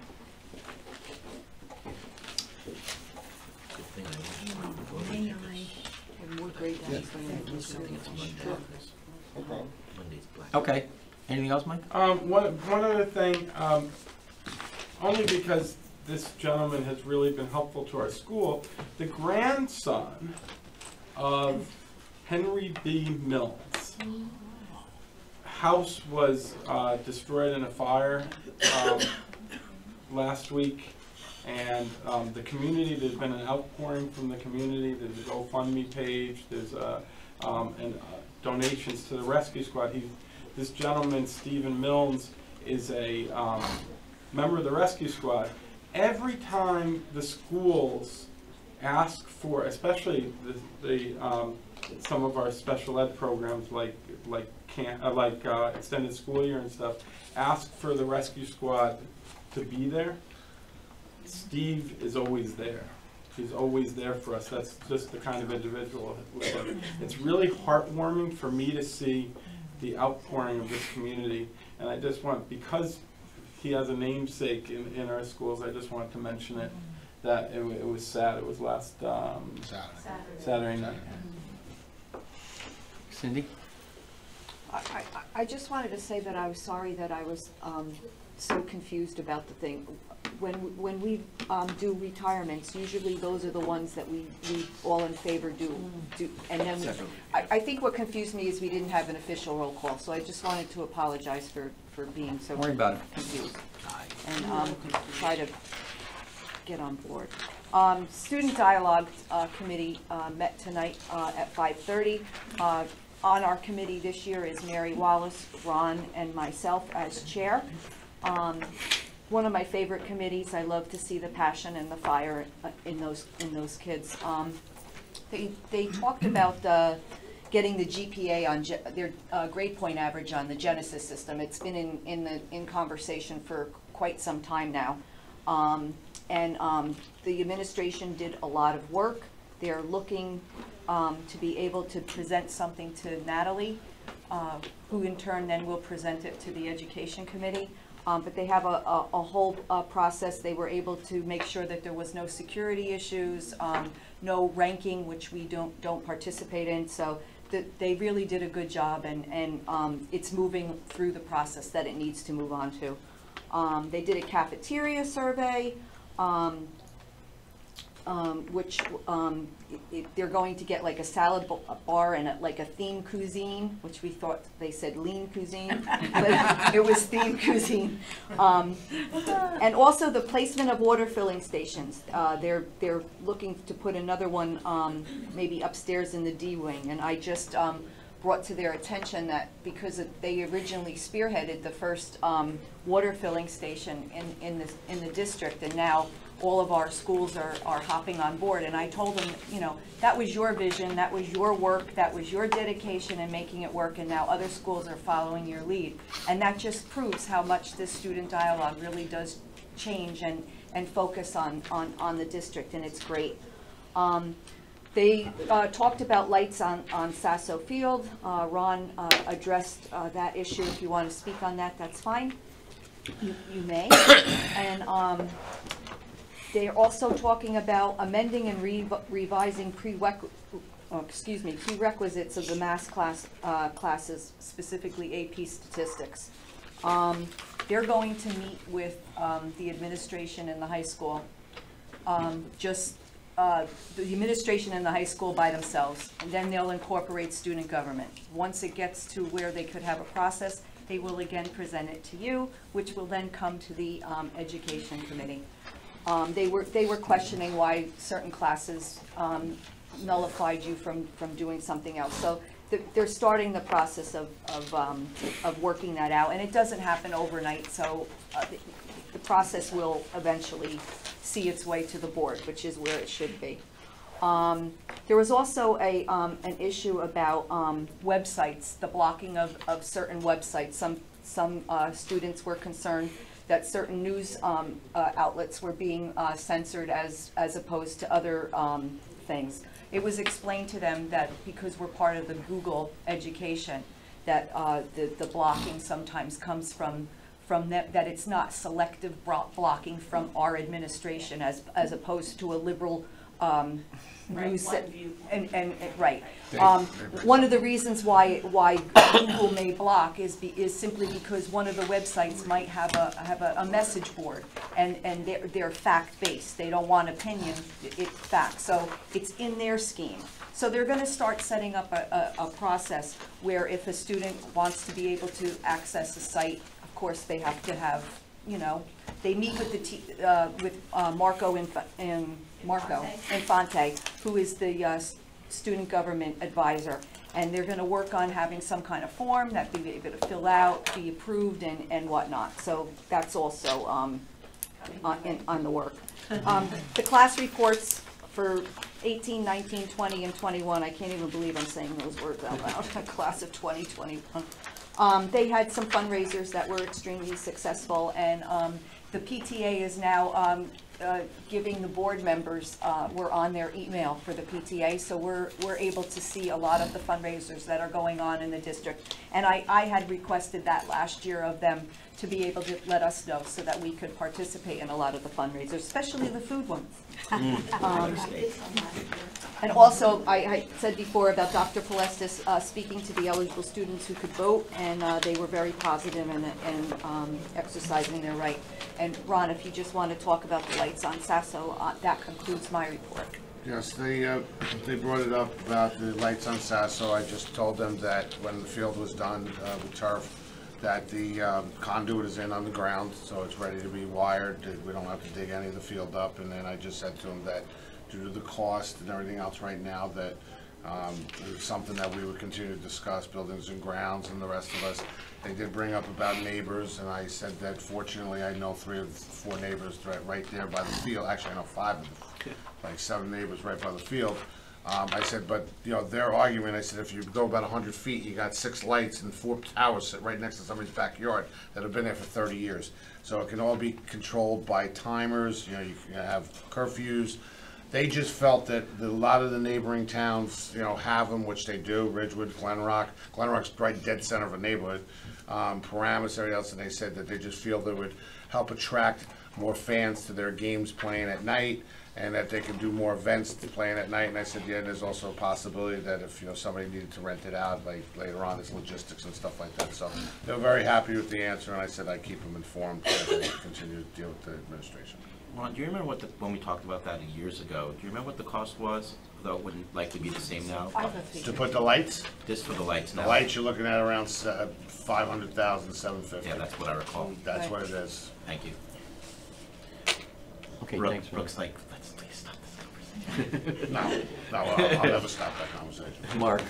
Yeah, I'll be brief. I'm the liaison for the community school advisory team, and I just wanted to thank the board for approving the 6 new members that we interviewed approximately 2 weeks ago. They bring a lot of varied backgrounds to the committee, and I think that we're going to be able to start implementing some of their suggestions rather soon, and hopefully we're going to see a revitalization within the community school. So I want to thank you once again. Thank you, Mark. Jeff? First, before I give my committee report, I just want to publicly thank Dr. Plessis and the administration. I think that it can't go by us the amount of extra hours that the central office is putting in for the referendum. So whatever one's opinion is on it, hopefully for it, it really just can't go notice the kind of hours. These people have lives and families also, and they've gone well above and beyond their job descriptions. So I appreciate that, you know, everyone here is so loving of our town, and you know, we really appreciate that you have consistently going above and beyond in evenings. So if you can thank your spouses also, or not, I don't know. They might be happy. They might be thanking She's not thanking you. They might be thanking That's right. Okay. I want another referendum after this. So anyway, technology. We had a very healthy and long technology meeting, but there was a lot to discuss, and it seems that the district is really looking to move forward and to become more progressive with respect to its technology. I will just let everyone know that this is a process that is costly and not certainly not an overnight thing. This is from a guy who likes things done overnight. So I'm happy to report that the Finance Committee, sorry for stepping on your toes there, Finance Committee approved the upgrade in the school messenger for $7,000. So the website can be upgraded and improved. It'll have some more features on it, including a calendar that could be, I don't know if that's uploaded or downloaded or connected to your Google, whichever. And so I think that'll be helpful in keeping everyone abreast of what's going on inside the district, and you can put alarms on it so when things can pop up, you know what's going on. I'm skipping that part. Overall technology considerations, we really talked about having an overall goal of improving the technology infrastructure so it is more usable and our students really are allowed to experience more what we consider 21st century learning and to have more bandwidth for devices, whichever way the board and the administration choose to move forward with that kind of initiative. But infrastructure we do know has to go first. We talked about getting an audit done by probably two separate companies, one paid and one for free. The paid one is usually by a nonprofit though, so they can come in and give us certain opinions about how they feel about what we need and the best ways to move forward. We will balance that against whatever company the administration chooses to bring in to our district to do a similar type of audit. Some of them include, I think it's called Northwest Regional, Bergen County is an auditor, then again, and you know, I look forward to seeing what the administration brings to us somewhere. We think maybe around June. With all the things going, we don't want to push them to get it done really, really quickly because we want it to be thorough and done correctly. So we want to make sure that they have the time to do that. We talked also about having using high school students as co-op students within the technology department to help alleviate some of the work being done in there. So I think that could be a very exciting piece of progress to our district and for our students. They will be reporting back to the board on that when they kind of work out scheduling and figure out how the best way for that to get done. And the biggest part was the strategic plan for technology. We did discuss that. We are going to be sending a Google Doc to every board member. So every board member has the ability to edit and to see what is being edited by other board members. I don't know if only 4 board members could possibly be able to do that because of sunshine. So I think that I'm looking at this and maybe we can't do that because of sunshine. So I think that's maybe a discussion we have to have. So maybe it will just be technology and conversations from other people one-on-one. So we make sure that we're following the law correctly there. You can send it to my son because he knows how to do that. Okay. If there are any board members who want me to walk them through Google Docs, I'm more than happy to do that, as I'm sure other board members are who are familiar with that platform. Another part of the technology plan, I know that one thing I'll be adding to it is, after reading it, I'd really like to see teachers to be a larger part of the creation of district objectives in the planning, because I just know also as a teacher, this is new to everyone, and they're the ones really on the ground floor getting this done, the ones that have to do it. So I'm looking forward to that happening and to see what they have to offer. And finally, I believe 4 or 5 of us are going to future schools meeting, 21st century school meeting, Future Ready Schools, I'm sorry, meeting down in Trenton on May 10th, and we look forward to seeing what it takes to become certified by the state, and that should be a fun little trip, and hopefully whatever it is will work out for the benefits of our students, community, faculty, and administration and staff. It's up to 10 now. Up to 10 people? 10 people. So that's why you're saying we're going to get a bus? Nice, I'm a yellow squad. We have a special kidney buster model built to nice. Well, I hope it's air conditioned. No. Finally, shared services. Dr. Bless has shared all of that. Thank you for that working with the mayor and our council and getting those things done. And that's all I got. Thank you, Jeff. You're welcome. Well, Ron had a question. Oh, no, that's all right. Okay, wait. I just wanted to say, if people want to Just read a minute, about Dawn. the future-ready schools, the whole Yeah, thing's there is a web. online, so You can read about that. You can actually read all about it if you're interested in it. Basically what it is, if you want to get certified by the state to be a future-ready school, there are certain steps that you have to take. One is to have a certain type of 5-year plan, and it does include certain groups of people being involved in that planning. So that having teachers and faculty and board involved, the community involved, is a part of that plan to become certified, which would be something that would have to be added to the plan, to the 5-year plan. Dawn, you want to say something about this? Yeah, I just had 2 questions for you, Jeff. Sure. First, the audit that you're talking about, that's an audit of how our technology is currently working? Is that what you're referring to? Yes. Or an audit of the expenses that we have with the technology? No, it is not an expense audit. Well, expenses in terms of what it will cost us to get to where we want to be. But yes, you're correct. It is an audit. For example, what kind of service can you get in each classroom? How much can each classroom handle? So for example, if we did want to go one-to-one in the future, as opposed to having BYOB, could our current platform handle 25 kids, BYOD? D is Can it handle, where's my mind? So it would be whether or not there can be 25 students in that classroom without getting bounced off, and 25 kids in the next room without getting bounced off. So we do want to really work to that, and to have our schools have those advantages that other districts have now. But the first step really is to see what we have and what we need to do to get, and what it will cost. So there is a financial end, of course. All right, and then the second question is, you had mentioned the Google Doc that you guys could work on together. Is there specific items that you're looking to use for the Google Doc, or is it just a like, are you saying, like, when we develop the agenda for the board meeting, that's what we want to have in a Google Doc? No, there's a 5-year, sure, there's a 5-year technology plan now that's being developed. And that on that Google Doc would be the current draft of the 5-year plan, of the technology plan, and that would be just so everyone can make comments, and so we can come to put all the minds together and have something that we can be really proud of at the end. Okay, so it's just specifically towards the technology plan Yes. that you're developing, that potentially going to have a Google Doc that people can. Correct. Okay, got it. Thank you. You have a question? Yeah, just a quick question. You're talking about this audit and looking at Your our name? technology, Christine Weinstein.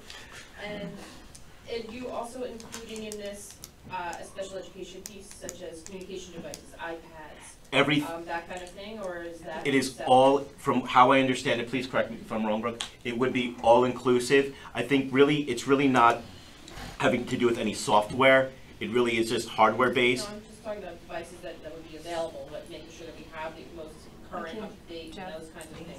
I think, Christine, I think it's gonna be more like this basic, what we're looking for is more infrastructure. Okay. What can our infrastructure support in terms of devices? So in a sense, if there are devices that require, Wi-Fi, can we handle that? Or how many devices in a room? So it's and more the internal. data port, power lines, that sort of Right. thing, yeah. Thank you. I hear lots of technology going on out there. Yeah. Mark? Yes, I just wanted to know if it was feasible, if we could reintroduce something that the board used to do a few years ago, and that's to highlight, to showcase before a board meeting, something that is occurring in the school, such as awards that were given out to specific students, to discuss, like having a kid, one of the students do a Pledge of Allegiance, to bring something from each school maybe once a month or so, to acknowledge the good that's occurring in those schools. Because I know we used to do that a few years ago. And we did, and it just kind of disappeared. fell off. One building, one school. One meeting, one school. One building Right. a month. Right, Yeah. one kid showed 10 a months. guitar that he built from a 3D printer. Right.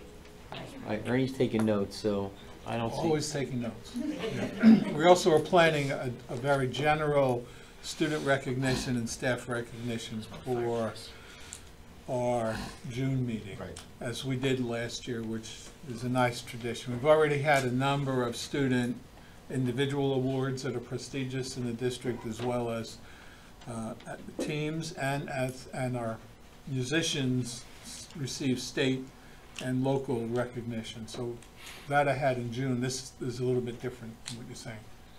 But thank you. It's a great idea. Emily, Elise are on. So I just wanted to acknowledge the terrible tragedy that happened in Parkland, Florida yesterday, and just wanted to let everyone on the board, as well as the community, know that we have a resident right here in Fairlawn who's the head of an organization called Moms Demand Action for Gun Sense in America. It's a nonpartisan organization that's national, but they have they have a state chapter, and then within the state they have a county chapters that have meetings. Actually, they have a meeting right now, and so she is, I think, the president of the Bergen County chapter for Moms Demand Action for Gun Sense in America, and they try to use common sense policy solutions, really, again, nonpartisan, to address these terrible threats for all of us. So I just wanted to let everybody know that you, for those of you on Facebook, you can just Google Moms Demand Action Bergen County, and it will take you to their Facebook page, and you could do something as simple as just to follow the page to keep abreast of what's going on, if not to become involved by attending a meeting. And I think it's pretty great that our own neighbor right here in Fairlawn is taking regional action on this issue, which is a good way if you're looking for an outlet to do something to connect with that. Thank you, Emily. Elise? Just to piggyback on what Emily just said, I was at a meeting today with several officers, and they were talking about the differences between Florida and New Jersey in readiness for incidents like that. And New Jersey is like in the top of the nation for preparedness, over-prepared. So all the things that we have in place is very different than what's in place where the tragedy happened. So I just wanted to share that. But for what you were talking about with the technology plan that's developed already, that maybe we should send that, because boardly we can't address it more than the committee size, but maybe we should think about sending it to the teachers in the district, to see if there's edits or suggestions, or maybe some kind of, we can make some, even just a questionnaire and send it to all the teachers, because that was the idea, was to get input before the final copy, because that's just a draft. Right. So maybe the idea would be to get the input now from, whether it's people that are, obviously everybody uses technology, but we have in the high school there's technology teachers, you know what I mean, but everybody uses it, and that wouldn't violate anything if that went out to the district, and even if only 10 people said, hey, you should try this, or we're doing this, if they don't want to edit, they don't have to, but we have Google Docs, so you really just send it out that way. I agree. As a directive. I'm wondering, and I have to ask the administration, if it would be appropriate that, if there were teachers that could come to a committee meeting, teachers that represent different grade levels, different subject areas, so we can get a good feeling for what they need in the classroom and for what they think is viable and reasonable, and for what could be, That's a possibility. Their thoughts, I think. And, Again, when I've had big tech plans like this, we also had a standalone committee in several of my districts that consisted of teachers, administrators, and board members. Mm-hmm. And that was a committee that was almost permanent, and it would, it lasted 2 or 3 years from the very, very beginning of a tech plan to the implementation of one-to-one. So there's varieties of that, but we'll work on that. Okay, thank you. All right, Ron, you had something? Yeah, just one other thing is, we used to get beforehand updates on other things that are going on in the school, and sports especially. Like, we don't really hear much anymore about the sports teams or some of the other stuff like that. I mean, like, I could say right now, like, the wrestling team is having a phenomenal year, the bowling team's having a phenomenal year. There's a lot of good things going on, and a lot of people don't hear about it, so I was wondering if, like... Well, we did include articles about the wrestling team. No, I know we did. I'm just saying, update. but we used to announce it, like, so the public, like, they might have missed it or something like that, you know what I mean? It just, We used to do that, I just thought it was good, you know, sometimes even a kid does something good musically, they're in their own, they're in the Bergen County, chorus or orchestra or something like that. I just think it would be good, and also, don't forget that they have the music special coming up, I think it's March 15th, am I correct? So, let's make sure we get, try to support Thank you. that. Okay. All right, that's all the comments. Meeting dates. So we got March 19th is education. 2/28, community relations at 5:30. It's tentative. I guess we're waiting to hear back from Laura Bishop. 2/28/18, Flay's referendum presentation. 3/5/18, a referendum fair at the high school. 3/7/18, Fairlawn High School PTA referendum presentation. 3/13 is the referendum vote, so don't forget to vote. And March 15th is the monthly board meeting with the always scintillating audit presentation. Hey. Tim Vrabel, our auditor. It's a very exciting time. Oh, it is. It is for sure. Brooke is getting ready for the countdown. Okay, so, I need a PDF of the chapter and the AMR. Okay. all right, so at this time, I'd like a motion to recess into closed session. So moved. And in a closed session will be discussing personnel issues and a settlement agreement. All in favor? Aye. Only take 5 minutes. Yay. Thank you all for coming.